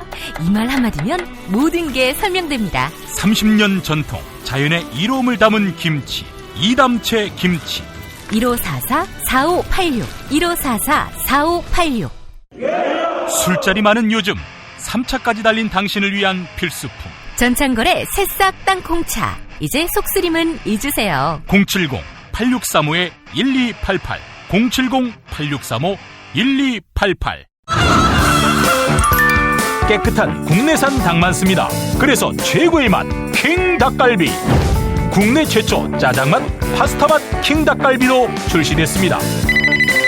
전화 주문은 032-556-3770 032-556-3770. 지난 목요일 방송 함께 하시겠습니다. 민중의 소리 이완배 기자와 함께하는 경제의 속살. 이완배 기자 함께하겠습니다. 이완배 기자님. 네, 안녕하십니까. 예, 이날을 어떻게 맞아야 하나. 네. 아주 말문이 딱 막힙니다. 예. 그렇죠. 정말 벅찬 날이 돼야 되는 날이 이제 막 떠올랐습니다. 저도 정말 두근두근하고 그렇습니다. 예, 그렇습니다. 무겁게 시작한 하루인 만큼 참 우리의 마음은 비장하기 짝이 없는데. 우리는 왜 마지막까지 광장을 지켜야 하나? 네. 오늘 아이템 제목이군요. 네. 사실은 오늘은 경제 뉴스만 보면 되게 다뤄보고 싶은 재미있는 소재들이 많은 날이었어요. 그러니까 이건희 회장 동영상을 CJ 계열사 부장이 지시해서 찍었다는 뉴스가 있었죠. 근데 이게 CJ하고 삼성 일가의 오랜 앙숙 관계를 들여다보면 그 되게 재밌거든요. 그 뉴스도 관심이 갔었고. 한미 FTA가 발효가 된 지 5주년인데 이제 관련 보고서들이 쏟아져 나옵니다. 근데 이 이야기도 트럼프의 보호무역과 관련해서 꼭 해보고 싶은 주제였고요. 근데 도무지 오늘 내일 이틀은 탄핵 이야기를 안 드릴 수가 없는 것 같습니다. 제 개인적인 생각으로는 한반도에서 단군이 역사가 시작된 이후에 저는 제일 중요한 날이 되지 않을까 이렇게 생각을 해요. 만약에 이번 촛불혁명이 성공되면 어느 것이 더 중요하다 이렇게 비교를 하는 건 아니지만 4.19 혁명 못지않은 어쩌면 더 무거운 무게로 2016년, 2017년 촛불혁명이 역사에 기록될 거라고 저는 생각을 하고요. 그러니까 이게 혁명으로 악랄한 독재 권력을 무너뜨린 것뿐만 아니고 그 과정도 참 세계사회가 보기 드문 아름답고 끈질긴 방식이었다는 것도 그렇고요. 정치 지배 권력의 정점인 대통령뿐만 아니고 이 경제학에서는 토대라고 부릅니다. 한국 사회의 실질적 지배자는 토대에 있다고 하는데 그 재벌 총수 구속을 동시에 이뤄낸 일이니까요. 예. 그러니까 뭐 제 인생에서도 제일 중요한 순간일 것 같고 어쩌면 뭐 한반도 반만년 역사 속에서도 제일 중요한 날이 되지 않을까 하는 생각을 합니다. 이게 반만년 역사의 제일 중요한 날인 정도군요. 예. 네, 저는 그렇게 생각합니다. 예. 저는요. 예. 네. 그래서 오늘은 우선 경제학적으로 상당히 흥미있는 연구 결과 하나를 소개해 드리는 것으로 시작을 해보겠습니다. 예. 경제학에서는 가격 차별 이런 개념이 있습니다. 이게 뭐냐면 원래 경제학에서는 아무 문제가 없는 시장에서는 일물일가의 원칙이 적용된다라고 얘기를 해요. 그러니까 물건 하나의 가격 하나다 해서 일물일가고요. 하나의 상품에는 단 하나의 가격만 성립해야 된다는 겁니다. 왜냐하면 이제 똑같은 핸드폰이 있는데 누군가는 한 대를 50만 원에 팔고요. 똑같은 걸 누군가 60만 원에 판다면 모든 소비자에게 정보가 공정하게만 유통된다면 다 50만 원짜리를 사지 누가 60만 원짜리를 사겠습니까? 그러니까 결국은 60만 원에 파는 사람은 가격을 50만 원까지 내릴 수밖에 없어요. 그래서 이게 일물일가가 지켜진다는 겁니다. 근데 실제로는 안 그렇죠. 일물일가의 원칙이 거의 안 지켜지죠. 아주 여러 이유로 하나의 상품에 다양한 가격이 붙습니다. 그걸 이제 경제학에서는 가격 차별 이렇게 부르는데요. 실제로는 독점 기업들이 시장을 장악하고 있을수록 이 가격 차별이 심하다. 경제학에서는 이렇게 가르쳐요. 근데 제가 오늘 소개해 드릴 연구는 독점 기업하고는 별 상관이 없는 가격 차별에 대한 사례 연구입니다. 예. 미국 경제학자 에이러스하고 시즐먼이라는 두 경제학자의 공동 연구인데요. 저는 뭐 미국에 안 가봐서 모르겠지만 미국에서는 자동차를 이렇게 판다고 해요. 정해진 딱 공장 가격에 파는 게 아니고 딜러하고 소비자하고 현장에서 협상을 열심히 해가지고 가격이 결정된다는 거예요. 그러니까 누구는 비싸게 사고 누구는 싸게 사고 이런 경우가 비일비재하다는 거죠. 예. 일물일가의 원칙이 적용이 안 된다는 겁니다. 그래서 이 두 경제학자가 뭘 해봤냐면 과연 자동차 판매 시장에서 나타나는 가격 차별이 어떤 이유에 의해서 생기느냐 이걸 확인해보고 싶었던 겁니다. 그래서 배우 38명을 고용합니다. 그리고 시카고 지역의 153개 자동차 매장에 이 사람들을 보냅니다. 근데 이 배우들은 조건이 되게 비슷하게 보이도록 꾸밉니다. 나이는 다 한 30살 전후에 대학 졸업자들. 그리고 매장에 방문할 때는 비슷한 종류의 차를 몰고 가게 해요. 그러니까 누구는 부자로 보이고 누구는 가난하게 보이고 이런 선입견을 없애기 위해서요. 예. 그리고 자동차 판매원이 질문을 하면 반드시 미리 교육받은 대로 비슷한 대답을 하게 합니다. 그러니까 이 가짜 배우들은 딜러가 보기에 비슷비슷한 경제적 계층에 속해 있다 이런 생각을 이제 갖게 하는 거죠. 그런데 이 38명의 배우 중에 딱 하나의 요소만 다릅니다. 이 사람들 중에 절반은 백인 남자고 절반은 흑인 남자입니다. 자, 그러면 딜러들은 과연 백인하고 흑인들에게 제시하는 자동차 가격에 차이가 났을까? 또 차이가 났으면 어느 쪽을 더 비싸게 바가지 요금을 씌우려고 했을까? 이게 이제 연구의 출발이었어요. 결과가 어떻게 됐냐면 딜러들이 백인 남성보다요. 흑인 남성한테 평균 935달러 더 높은 가격을 씌웁니다. 그러니까 바가지를 씌우는 거죠. 흑인들이 한 1000달러 정도, 그러니까 100만 원 정도 높은 바가지 가격을 제한받았다는 겁니다. 역시 미국은 인종차별이 존재해 라는 생각을 갖기 전에요. 비슷한 연구를 하나만 더 보겠습니다. 이번에는 똑같은 배우들을 보내는데 어디에 보내느냐면 자동차 정비소에 보냅니다. 절반은 비장애인이고요. 절반은 휠체어를 탄 장애인들을 보냅니다. 근데 물론 실제 장애인은 아니고 장애인 연기를 하는 거죠. 자동차 정비소에서 수리를 맡기는데 똑같은 자동차의 똑같은 고장 부위가 고장이 났다고 얘기를 합니다. 그러면 과연 정비사가 얼마의 수리 비용을 이 두 그룹에 제시하느냐는 겁니다. 예. 이것도 결과를 보면 장애인한테 제시된 가격이 비장애인 그룹에 비해서 30%나 높은 수리비를 요구를 받아요. 그러니까 이것도 보면 장애인 차별이네 뭐 이런 생각이 들 수 있죠. 상당히 흥미로운 연구 결과이긴 합니다.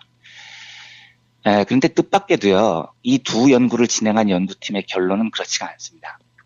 이건 흑백 차별도 아니고 장애인 차별도 아니다. 딜러들이 호갱이 될 가능성이 있는 소비자들을 선별을 해서 최대한의 이익을 취하기 위해서 내린 가격 차별이었다. 이렇게 결론을 내립니다.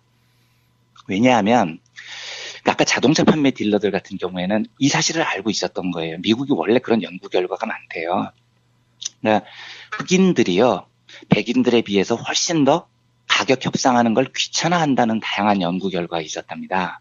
그러니까 흑인이어서 인종차별 차원에서 높은 가격을 제시를 한 게 아니고요. 예.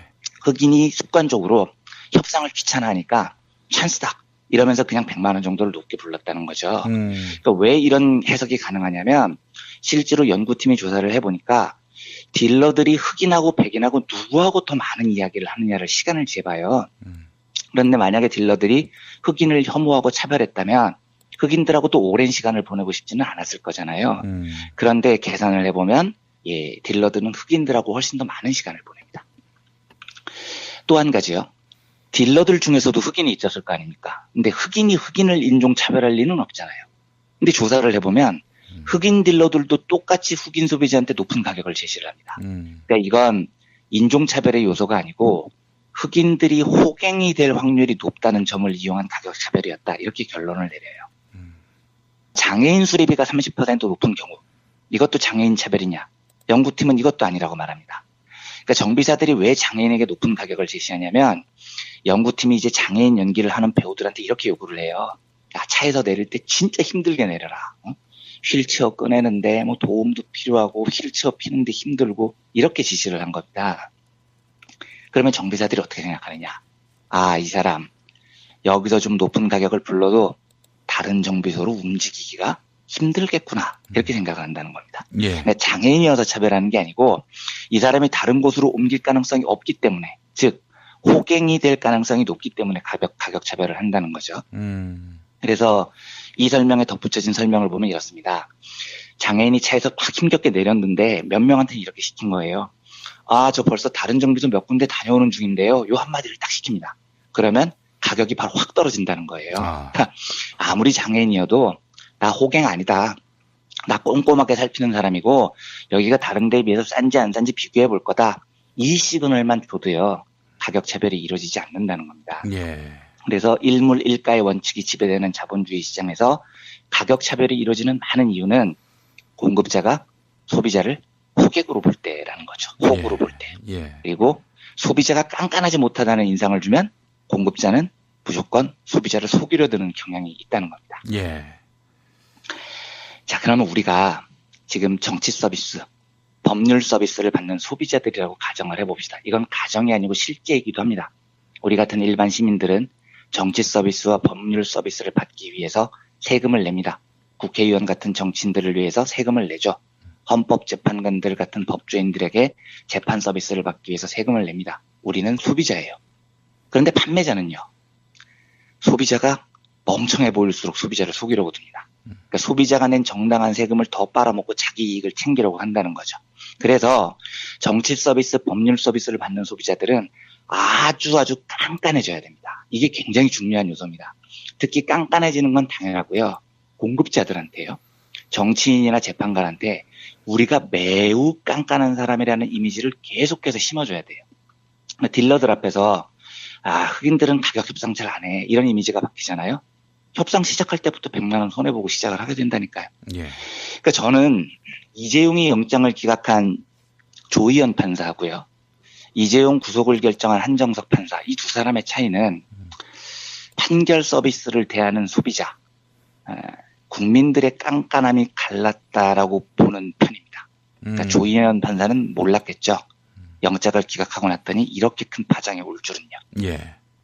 왜냐하면 늘 지금까지는 그래 왔으니까요. 삼성은 구속영장이 청구조차 안 돼 왔으니까요. 예. 그런데 기각 판결이 나니까 촛불 민심이 정말 심하게 붙었지 않습니까? 그럼 이제 그 뒷사람이 보기에, 한정석 판사가 보기에 이거 봐라.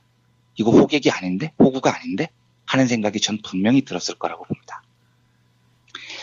작년에 탄핵 논쟁이 처음 시작됐을 때를 한번 생각을 해보십시오. 그러면 처음에 박근혜 쪽에서 오히려 탄핵해 하고 배를 쬐었죠. 김진태가 그랬어요. 김진태가. 그렇죠. 그렇습니다.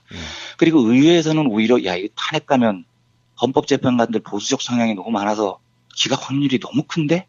이런 걱정을 했습니다. 예.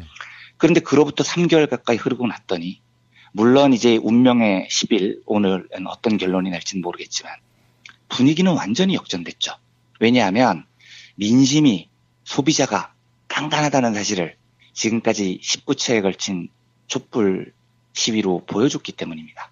그러니까 저는 헌재 재판관들 그 누구도 이 깐깐한 시민들의 시선에 부담을 느끼지 않을 수 없을 거라고 봅니다. 지금 9일 오후 4시경에 국민TV 뉴스K 라이브로 하고 있습니다. 그리고 예. 팟캐스트로 들으시는 분들은 9일 밤 늦게 혹은 10일 오전에 들으시겠죠. 예. 많은 사람들이 그렇게 생각을 할 겁니다. 이미 8명의 재판관들이 마음의 결정을 내렸을 거야. 결론은 났어. 이제 기다리는 일만 남았어. 이렇게 생각하시겠죠. 물론 맞을 겁니다. 그런데 저는 어떻게 생각을 하느냐면요. 이미 8명이 마음에 어떤 결론을 내렸든 우리 시민들에게는 아직도 남은 마지막 의무가 있다고 생각합니다. 우리가 얼마나 깐깐한 시민인지 우리가 절대로 호구가 아니라는 사실을 이 8명에게 보여주는 겁니다. 예. 그래서 만에 하나 이 8명 중에 기각이나 각하를 생각하는 재판관이 있더라도 그 발표를 하기 전에 마음 편하게 발표하게 해줘서는 안 돼요. 진짜 심장이 벌렁벌렁하게 만들어줘야 됩니다. 당신이 내린 그 기각이나 각하 판결이 우리 시민들의 마음과 시민들의 역사에서 얼마나 치욕적인 오명으로 남길지를 우리가 눈빛으로 보여줘야 된다고 저는 생각합니다. 만에 하나 저는 그럴 리가 없다고 믿지만 탄핵이 기각이나 각하가 되더라도 우리는 광장을 지켜야 됩니다. 그래야 그 판결을 내린 자들, 그 판결로 이익을 벌려고 하는 자들, 정치인들 벌벌 두려움에 떨게 만들어야 됩니다. 저는 다시 한번 말씀드리지만 우리 민중들이 수천 년 동안 위정자들과 법률가들에게 호구 잡히면서 살아왔던 이 시절에서 이때를 잊어먹지 못합니다. 저희 촛불 국면 초반에요. 야당 국면 일각에서 이런 이야기가 나왔습니다. 예. 시민들은 거리에서 시민들의 정치를 하시라. 우리는 정당이니까 그렇게 할 수 없다. 우리는 여의도에서 우리들의 정치를 하겠다. 무슨 질서 있는 퇴각 이야기 나오고 이랬었을 때입니다. 저는 이 얘기를 아직도 잊을 수가 없어요. 얼마나 정치권이 야당조차도 국민들을 호구로 봤으면 그런 말을 대놓고 했겠습니까? 예. 근데 지금은 어떻습니까?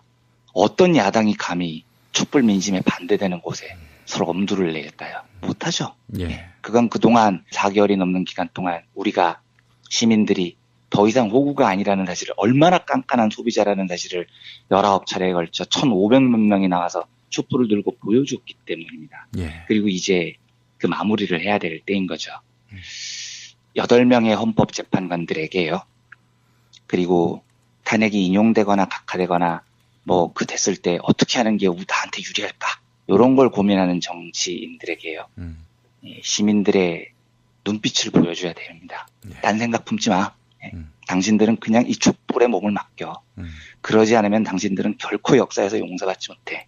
이런 깐깐한 시민 소비자의 위용을 저는 용맹스럽게 보여줘야 된다고 생각합니다. 예. 그래서 뉴스K 라이브로 들으시는 청취자분들은 9일 밤 7시 광화문에 보여주십시오. 밤늦게. 그리고 또 내일 아침 10일 아침 일찍 팟캐스트로 들으시는 분들은 부디 10일 오전에 또 광화문에 나와주셨으면 좋겠습니다. 인류 역사상 제일 깐깐한 시민들이 여기 있다는 사실을 다시 한번 보여주는 겁니다. 예. 마지막까지 힘내시고요. 예. 광화문에서 뵐 수 있었으면 좋겠습니다. 예. 친박이 지금 네. 이완배 기자님 말씀을 듣고 있는 거 아닙니까? 네. 그렇죠. 모범 사례가 바로 저 친박 네, 가스통들입니다. 네. 네. 바가살이라고 전 부르거든요. 바가살이. 예. 네. 예. 친바가살이. 예. 네. 그들을 우리가 벤치마킹할 필요가 있습니다. 다 알아서 잘 되겠지. 이거는 예. 저들에게 오판을 줄 수 있다는 네. 점. 한 정당을 통째로 없앴던 네. 김희수 재판관 빼고 그렇습니다. 네. 그런 분들이란 점을 네. 우리가 망각하면 네. 안 된다. 그렇습니다. 네. 네. 말씀을 마지막까지도 우리가 얼마나 깐깐한 사람인지를 헌법재판관들 눈에 보여줘야 한다고 생각합니다. 예, 알겠습니다. 자, 방송일 기준으로 오늘 3월 10일 금요일 민주공화국의 주권자 된 네. 국민의 위상이 빛나는 그런 하루가 됐으면 좋겠습니다. 네. 자, 이완배 기자님 내일 광장에 나오실 거죠? 네, 그럼요. 예, 네. 3시에 모시겠습니다. 3시에요. 예, 알겠습니다. 3시. 장소가 뵙겠습니다. 바뀌었습니다. 네. 저기 광화문 시민 열린 마당으로 공지를 했는데 네. 바뀌었어요. 거기 지금 공사 중이라고 해서 세종로 공원이라고요. 네, 네. 정부 서울청사와 세종문화회관 사이에 있습니다. 네. 예. 어딘지 알 것 같습니다. 네, 세종로 공원에서 우리 함께 만나겠습니다. 승리의 축배를 듣는 네.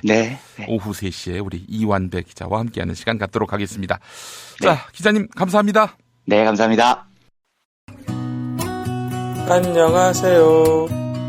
내가 중고차를 사고 파는 조광래 중고차 1800-9538 고맙습니다. 운전자를 위한 꿀팁 7,000원 운전자 보험 카페. 알고 계세요?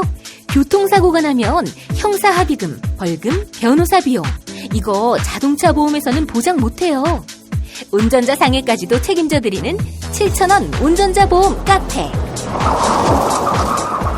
버스, 택시, 트럭 등 영업용 차량 운전자를 위한 12,500원 운전자 보험 카페도 있습니다. 실손, 부모님 건강, 자녀 보험도 안내해 드립니다.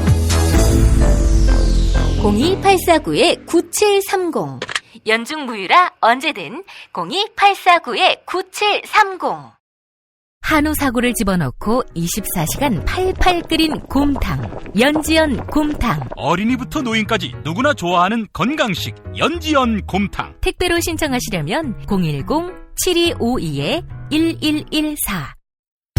김용민 브리핑과 함께하는 브리핑 대리운전 1522-9687. 수익금 일부는 김용민 브리핑 드라마 악인 열전 제작비로 쓰입니다. 1522-9687. 지난 금요일 방송 함께 하시겠습니다. 민중의 소리 이완배 기자와 함께하는 경제의 속살. 이완배 기자님 모시겠습니다.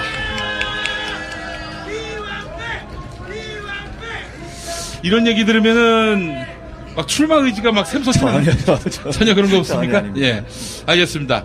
자, 우리 이완배 기자님 참 최악의 조건마다 이렇게 모시는 것 같은데 그래도 오늘은 아주 뭐 특별하죠? 네. 예.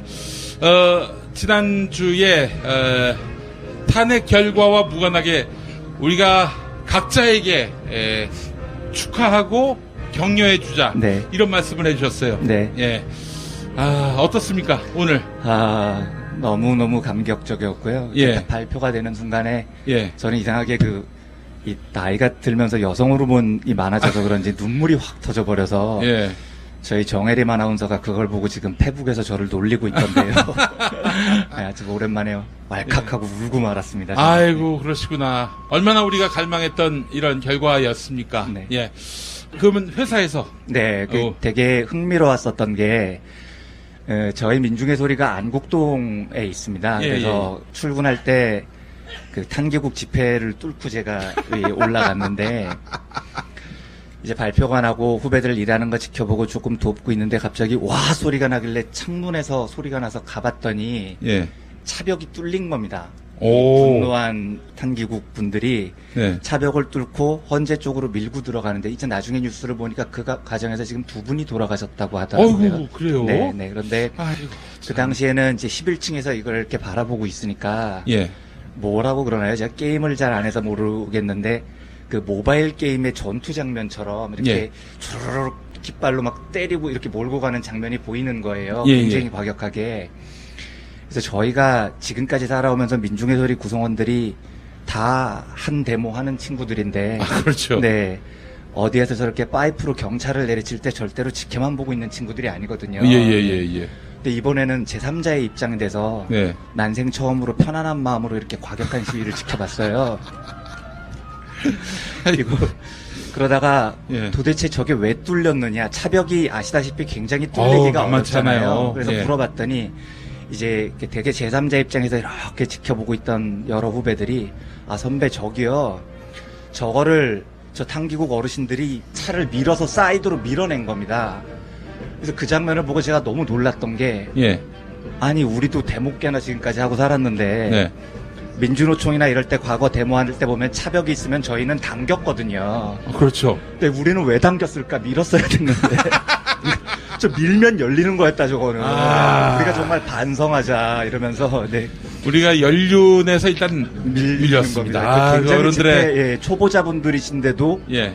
당기지 말고 밀었어야 된다는 간단한 진리를 저희들한테 오늘 보여주셨어요. 역시 네. 연륜이 네. 이 말해주는 지혜였습니다. 이제 큰 고비를 넘기긴 했지만은 네. 우리가 가야 할 길은 먼 것 같습니다. 네. 예. 그 이야기를 오늘 뭐 좀 드려볼까 합니다. 네. 예. 그래서 오늘 사실 이완배 기자님께 그 지혜를 듣고자 이렇게 시민들이 추운 날씨에도 광장에 모이셨습니다. 맞습니다. 예. 안국동의 현인 이완배 기자.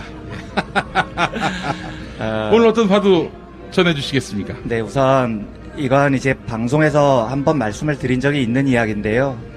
이 사례 외에 딱히 딱 맞는 사례가 생각이 안 나서 한번 들으셨던 이야기라도 한번 더 해도 괜찮으시겠습니까? 네. 제가 과거에 그 네이버라는 회사에 다닐 때 있었던 일입니다. 저는 이번에 탄핵이 대한민국 역사를 바꿀 거라고 확신합니다. 그런데 그 이유가 뭐냐면 우리 민중들과 시민들에게 희망이라는 유전자를 가슴속에 새겨줬기 때문이라고 생각을 합니다. 자본주의에서 지배자들이 제일 위험하다고 생각을 하는 건 시민들이 희망을 갖는 겁니다. 그래서 언제나 시민들을 절망에 빠뜨리려고 하죠. 어떨 때 보면은 지독하다 싶을 때가 있지 않습니까? 뭐 진보 보수를 떠나서요. 네. 제가 한번 말씀드렸던 염호석 동지 열사 시신 탈취 사건이나요. 사람 머리에 물대포를 직사해서 숨지게 해놓고 유족들이 영안실에 계신데 시체에 칼을 대겠다고 부검영장을 들고 뻔뻔스럽게 영안실로 기어들어옵니다. 진짜. 이런 걸 보면 기가 막히죠. 그런데 저는 이해가 됩니다. 네. 우리를 절망시키기 위해서입니다. 언제나. 네. 인륜을 저버리는 것을 조금도 주저하지 않습니다. 너희들은 절대로 이길 수 없어. 이 절망을 계속해서 강요하는 거죠. 근데 제가 네이버 다닐 때 제가 맡았던 금융서비스 팀에서 결혼이 한 명 생겼습니다. 그래서 새로 뽑아야 되는데 인사팀에 안을 올렸더니 뽑으라고 해서 누구를 뽑을까 하고 팀원들하고 회의를 했었는데 네이버에는 네이버라는 본사가 있고 NS 서비스라는 자회사가 있습니다. 그러니까 여러분들께서 포털에 댓글 달고 하면은 그 운영하시는 분들이 대부분 자회사에서 근무를 하세요. 월급도 되게 낮고요. 복지 수준도 엉망입니다. 그러니까 본사의 대우를 해주고 싶지 않아서 전부 다 자회사로 밀어붙이는 거죠. 근데 저희 부동산 서비스를 담당했던 자회사 직원이 되게 일을 잘하셨어요. 그래서 저희 부동산 팀원이 팀장님 그분 뽑으면 어떨까요? 그래서 너무 잘됐다. 맞네. 그 친구 뽑으면 되겠다. 나보다 일 더 잘하는데 뽑으면은 뭐 서비스 설명해 줄 것도 없고 뽑자고 했더니 인사팀에 간을 올렸더니 바로 안 된다고 빠꾸 메일이 왔습니다. 네. 그래서 이거 뭐야 도대체 이유도 설명이 안 돼 있고 하고 제가 항의 메일을 쓰는데 과장 한 명이 와서 말리더라고요. 네, 써봐야 소용없다고 팀장님. 그래서 왜 그러는 건데 물어봤더니 네이버라는 회사에는 원칙이 있다는 거죠. 어떤 경우에도 자회사에서는 본사로 뽑지 않는다는 겁니다. 그래서 이게 이런 원칙은 왜 생기는 건데 하고 물어봤더니 이렇게 대답을 해요. 한 명이라도 자회사에서 본사로 넘어오면은요 자회사 직원들이 희망을 갖는다는 거예요. 희망을 가지면 안 된다. 그렇습니다. 단 한 명만 넘어와도 우리도 본사로 넘어갈 수 있어라는 희망을 노동자들이 갖게 되고요. 혹시 이러면 안 됩니까? 자회사 다니다 사표 내고 자연인이 됩니다. 네이버 시험을 보는 거예요. 그것도 안 됩니다. 그것도 안 돼. 그것도 안 됐을 겁니다. 자회사 출신은 아예 그냥 이게 딱 낙인이 박힌 놈이. 아마 제 기억이에요. 네. 네이버가 그렇게 나쁜 회사가 아니거든요. 근데 본능적으로 알고 있어요. 자본은요. 제일 두려운 건 희망을 갖는 거예요. 사람이 희망을 가지면 주변을 돌아보게 됩니다. 그렇죠? 내가 살고 있는 현실이 올바른지 안 올바른지를 자각을 하게 되죠. 그리고 사람은 그 자각을 하게 되면 싸울 줄 알게 되는 겁니다.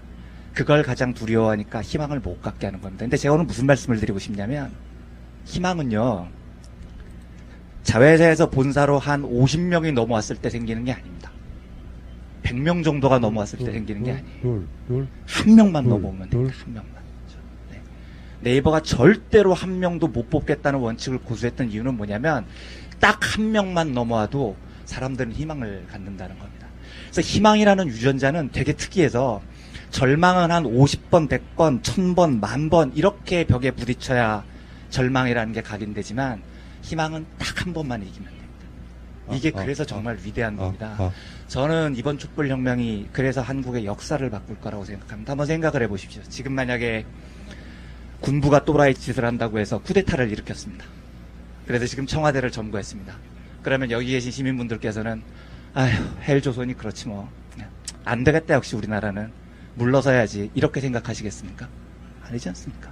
왜냐하면요, 이겨봤거든요. 한 번 이겨봤거든요. 한 번이라도 이겨본 사람은요, 절대로 다시 백도가 안 됩니다. 저는 그래서 이번 탄핵이 앞으로 지속가능한 복지국가를 만드는데 대한민국의 혁신적인 변화를 일으킬 거라고 생각을 합니다.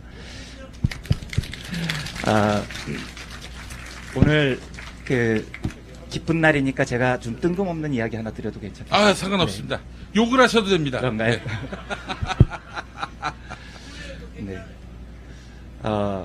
굉장히 당황스러워 하실 것 같은 주제입니다. 첫사랑 이야기를 해보겠습니다.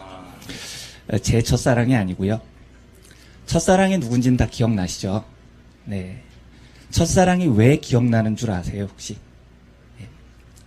이거는 경제학에서는 자의가르닉 효과라는 이름으로 명명을 합니다. 이게 이제 사실은 원래 그러니까 미완성 효과라고 부르는데요. 저는 이제 경제학에서 마케팅을 공부를 하면서 배웠습니다만 사실은 원래는 심리학 용어라고 해요. 심리학에서 발달을 했다는 겁니다. 자이가르닉이라는 러시아의 한 심리학자, 사실은 대학생이었었는데 식당에서 주문을 했습니다. 근데 종업원이 주문을 되게 복잡하게 했는데 너무 잘 외우는 거예요. 그래서 신기하다 이렇게 보고 있었습니다. 다른 테이블에서도 주문을 아무리 복잡하게 해도 다 외우는 거예요, 이 종업원이. 그래서 나갈 때 물어봤다는 거죠. 내가 아까 주문한 거 어떻게 그렇게 잘 외우냐고. 그랬더니 무슨 말씀이시냐고. 아니 내가 아까 그렇게 복잡하게 주문한 거 다 기억하고 있지 않으세요? 그랬더니 종업원이 죄송합니다만 뭐 주문하셨죠? 이러더라는 겁니다. 그래서 이 심리학자가 궁금해지기 시작했어요. 왜 내가 주문을 했을 때는 다 암기를 하던 사람이 주문한 음식이 다 나오고 나니까 이 사람은 까먹을까? 도대체 인간의 심리에서는 어떤 게 작용을 할까 하고 실험을 합니다. 그래서 수십 명을 불러놓고 두 그룹으로 나눕니다. 두 그룹으로 나눠서 똑같은 과제를 내려줍니다. 그런데 한 그룹은 그냥 그 과제를 무사히 마치도록 놔둡니다. 두 번째 그룹은 그 과제를 하는데 계속 방해를 해요. 방해를 하다가 중간쯤에 다른 과제를 내줍니다. 앞에 과제를 못 끝내게 하는 거죠. 그런 다음 일정 시간이 지난 다음에 두 그룹한테 물어보는 겁니다. 첫 번째 과제가 뭐였는지 기억나세요? 라고 물어봅니다. 그러면 그 과제를 아무 방해 없이 깔끔하게 끝냈던 그룹은 굉장히 많은 비율로 자기가 뭘 했는지를 까먹습니다. 그런데 중간에 하다가 못한 그룹이요. 방해를 받아서 그 과제를 완수하지 못한 그룹이요. 대부분 그 과제를 기억합니다. 이 격차가 2배가 납니다. 2배가. 그래서 자이가르닉은 이걸 미완성 효과라고 이름을 부릅니다. 사람은 언제 무엇을 더 잘 기억하느냐? 끝내지 못한 일을 더 잘 기억한다는 겁니다. 끝내지 못한 아쉬움 때문에 그게 가슴에 남아서 훨씬 더 잘 기억한다는 거예요. 그래서 마케팅에서도 그런 걸 많이 사용을 하죠. 왜 드라마가 한 스토리가 딱 끝난 다음에 한 회가 안 끝나죠. 스토리 중간쯤에 굉장히 궁금할 때 끝나잖아요. 그 이유가 뭐냐면 안 끝났기 때문에 더 기억을 많이 하게 하는 거예요. 마케팅에서도 그런 기법을 되게 많이 사용하죠. 첫사랑이 많이 기억에 남는 이유가 그겁니다. 못 끝났잖아요, 그 사람은요. 안 끝난 사랑이기 때문에 기억이 되게 많이 남는 겁니다. 제가 오늘 이 이야기를 왜 드리냐면요. 굉장히 기쁩니다. 그리고 탄핵이 완성이 됐기 때문에 저도 오늘 스스로에게 상을 주면서 먹고 싶었던 고등어회를 먹으면서 저를 칭찬해 줄 겁니다. 예. 그런데 오늘 내일 모레까지 기뻐하고요. 제가 저희 시민분들과 청취자분들께 꼭 부탁드리고 싶은 게 있습니다. 우리가 언제까지 세월호에 수장됐던 우리 동생들을 잊을 수 있을까요? 삼성 반도체 공장에서 돌아가신 79분의 노동자 동지들을 우리는 언제쯤 잊을 수 있겠습니까? 유성기업의 한강호 동지와 삼성반도체 염호석 동지의 이름을 우리는 언제 잊을 수 있겠습니까? 잊으실 수 있겠습니까? 저는 못 잊습니다. 왜 못 잊을 것 같습니까? 안 끝났기 때문입니다. 끝나면 잊을 수 있어요. 그런데 안 끝난 일은, 완성되지 않은 일은 잊지 못합니다. 3일 정도는 제가 기뻐할 수 있을 것 같습니다. 그런데 영원히 잊지 못할 일들이 우리에게 남아 있습니다. 우리가 아직도 완수해야 될 일들이 남아 있습니다. 그렇죠? 이제 다 끝났다고 이야기하지 않았으면 좋겠습니다. 네. 이제 충분하다고 이야기하지 않았으면 좋겠습니다. 저는 정치권에도 요구합니다.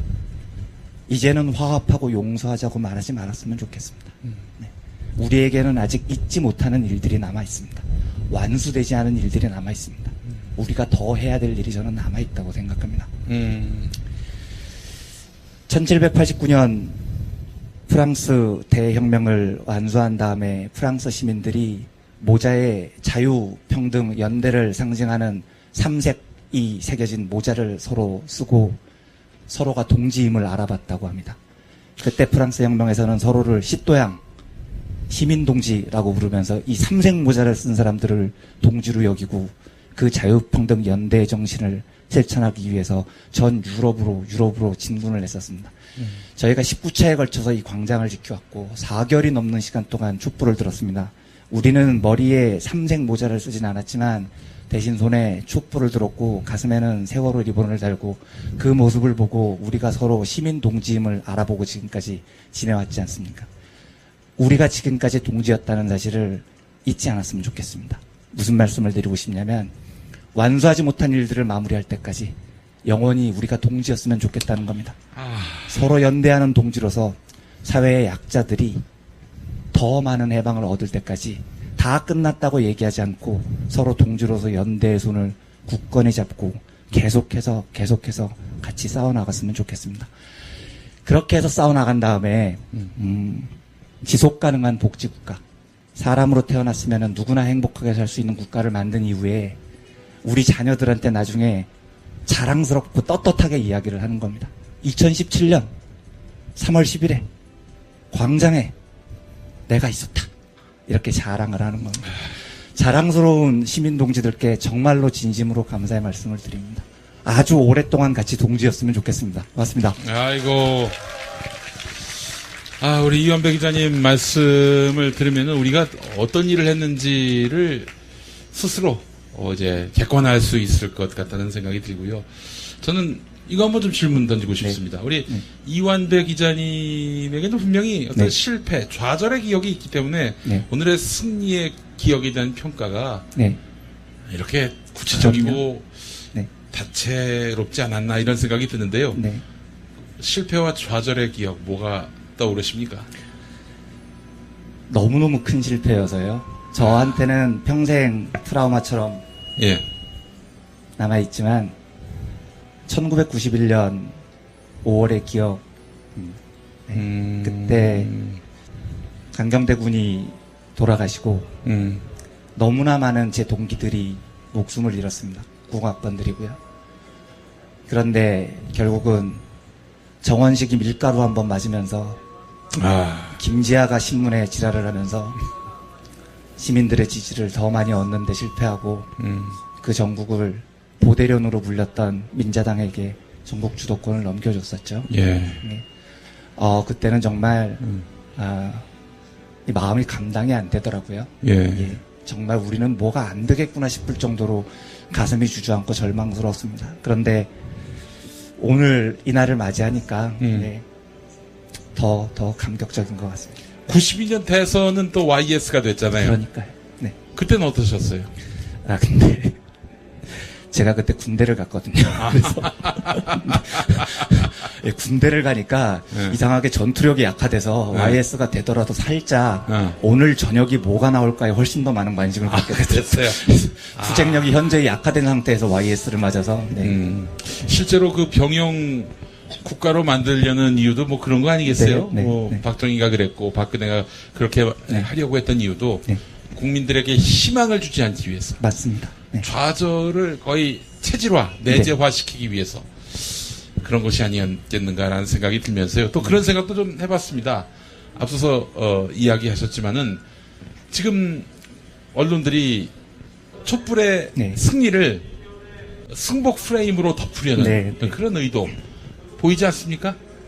그러니까 지금 이 촛불이 만들어낸 또 촛불이 동력을 일으켜서 여기까지 온 건데 그런 건 다 잊어버리고 우리 헌법재판관들이 추상 같은 심판을 내려서 탄핵이 완성된 것인 양 이 기성 언론들이 프레임을 만들어내고 있어요. 여기 우리가 속으면 안 됩니다. 우리가 한 거예요. 빼앗기면 안 됩니다. 예. 그런 생각이 들고요. 정선태 교수님 혹시 계십니까? 자, 우리 오늘을 읽는 책에 우리 정선태 교수님 잠깐 무대로 모시겠습니다. 안녕하세요. 예, 반갑습니다. 우리 교수님. 축하드립니다. 고생 많이 하셨습니다. 네.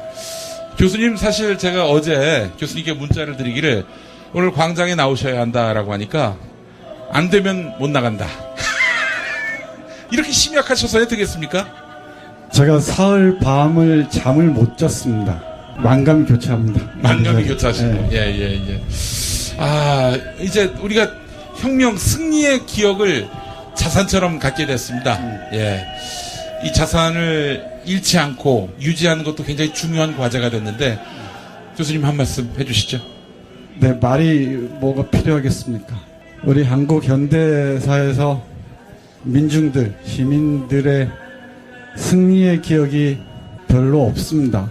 잠깐 승리했다가 그 다음에 또 다른 개들한테 물려주곤 했는데 그런 의미에서 이번 촛불혁명의 오늘이야말로 정말 새로운 이제 말만이 아니라 정말로 새롭게 시작해야 할 조금 어렵게 말씀드리면 촛불혁명 시민들이 정치적으로 주체화해야 비로소 우리가 진정한 승리를 경험할 수 있을 거라고 생각을 합니다. 예. 어떻게 주체가 될까요? 모르겠습니다. 모르셨군요. 그 쉬운 진리를. 그런 건 이완배 기자한테 물어보시죠. 예. 어떻게 주체가 될까요? 이완배 기자님. 네, 저도 모르겠습니다. 아무도 모릅니다. 이러니까 이제 사실은 정치인들이 이걸 갖고 이마이 포켓하는 겁니다. 네. 자신이 다 이렇게 이룬 것처럼. 예. 그렇죠. 사실은 우리가 또 이렇게 한편으로 승리하면서 4.19 때 1년 만에 또 권력을 내주고 68혁명도 결국 뭐 두어 달 만에 또 넘겨주고 6.29 때도 그렇게 해서 한 반년 만에 또 친구 노태우한테 갖다 주고. 예. 우리의 이런 추억들, 네. 슬픈 기억들, 이걸 어떻게 우리가 이제 우리 시민들이 촛불, 무혈, 명예혁명을 1단계 마무리한 지금부터 정말 정치적으로 더욱더 치밀하게 개입하고 관여하는 그런 방법에 대해서 고민을 해야 할 겁니다. 예. 그리고 우리가 살고 있는 지금 여기가 한국 현대사를 새롭게 구성할 수 있는 지점이라는 것을 명확하게 인식하는 게 중요하지 않을까 싶습니다. 예. 근데 사실 오늘 제가 이 말씀 드리려고 온 게 아니고 저 공부해야 되는데 이 주위에서 왜 이렇게 공부를 안 하냐고 뭐라 그래요. 뭐 원고도 밀린 게 너무 많고 오늘부터 공부를 시작할까 했는데 설레서 못하겠어요. 이게 문제는 문제인 것 같습니다. 흥분을 또 가라앉혀야 될 그런. 네, 그래서 오늘은 시가 있는 금요일인데 제가 쓴 시 한 편 읽어드리고 얘기를 이어나갈까요? 제목은 촛불의 명령입니다. 한 줄짜리 시입니다. 피청구인 대통령 박근혜를 파면한다. 시입니까 이게? 네. 아마 한국 역사에서 집합적 시민들이 쓴 가장 아름다운 명문장이 아닌가 싶습니다. 한 번만 더 해주십시오. 촛불의 명령. 피청구인 대통령 박근혜를 파면한다. 훌륭하죠? 예. 시가 있는 금요일이었습니다. 네. 시가 있는 금요일이었습니다. 자, 우리 이완배 기자님 마지막으로 이제 우리 시민들한테 시민이 주체가 돼서 정치의 주체가 돼서 어떻게 이 혁명의 불씨를 계속 이어갈 수 있을지 한 말씀만 해주시면은. 제가 그 설 강연 때도 비슷한 말씀을 한번 드렸는데요. 하늘 아래 이 땅 아래 자기만큼 중요한 사람이 없습니다. 제가 주인입니다. 제가 주인이고 여러분들이 주인인 겁니다. 어떤 정치인들한테도 간청하거나 부탁하지 마십시오. 명령하는 겁니다. 우리가 주인이라는 사실을 잊지 않으면 저는 이 혁명이 아주 오랫동안 이 세상을 바꿔서 우리나라를 마침내 지속가능한 복지국가로 만들 수 있다고 생각합니다. 고생들 많이 하셨습니다. 자, 교수님도 우리 시민의 어떤 혁명의 불씨를 이어갈 수 있는 조언. 네, 이 힘 잃지 마시고요. 제가 좋아하는 사상가의 말을 빌면은 촛불의 그 하얀 빛과 붉은 빛인 두 가지 의미가 있다고 합니다. 촛불의 하얀 빛은 새로운 세계를 꿈꾸는 자의 빛이고 아래에 있는 붉은 빛은 지금까지 쌓인 찌꺼기들이라고 합니다. 이걸 태워나가는 역동적인 운동, 그 싸움에서 여러분들이 마지막에 스스로 주체가 돼서 끝까지 승리해 주시기 바랍니다. 그것이야말로 바로 우리 삶을 위한 최대의 예의이자 배려가 아닌가 생각을 합니다. 고맙습니다. 역시 위대한 사상가 정선태 선생의 말씀이었습니다. 교수님, 월요일에는 짠한 멋진 소설 하나 좀 소개해 주십시오. 그건 약속드릴 수 있습니다. 예. 이제 앞으로는 오늘로 김용민 PD하고는 이제 그만할까 싶었는데 제가 그동안 못 읽어드린 책이 너무나 많습니다. 예. 다음 주부터는 아름답고 깊이 있고 좀 달달한 책도 여러분들에게 배달해 드리도록 하겠습니다. 예. 고맙습니다. 예, 감사합니다. 우리 정선태 교수님과 함께했습니다. 여러분 안녕하세요. 민중의 소리 아나운서 정혜림입니다. 이 어묵한 여왕님 치아에서 다들 잘 견디고 계시죠? 오늘도 종편의 주옥 같은 헛소리에 혼이 정상인 듯 정상 아닌 비정상 같은 여왕님의 우주 타령에 고구마 100개쯤 한꺼번에 삼킨 듯 답답한 마음에 죄 없는 가슴팍만 두들겨대고 계세요. 이젠 시원한 사이다 같은 민중의 소리와 함께하세요. 잘 키운 진보 언론 열종편 안 부럽습니다. 한 달 10,000원 소액 CMS 후원으로 민중의 소리에 큰 힘이 되어주세요. 1661-0451 1661-0451 전화 기다릴게요.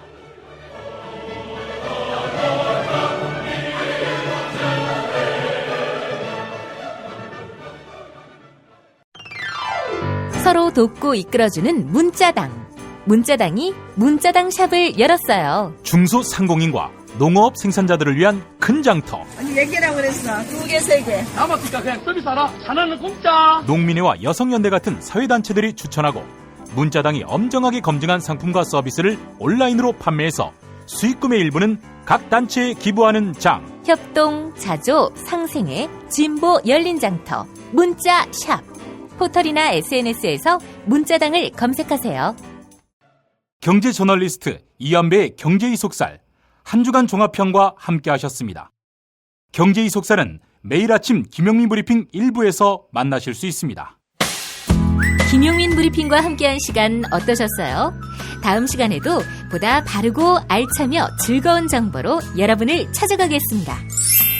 팟캐스트 포털 팟빵에서 다운로드하기, 구독하기, 별점 주기, 댓글 달기로 응원해주세요. 잊지 마세요.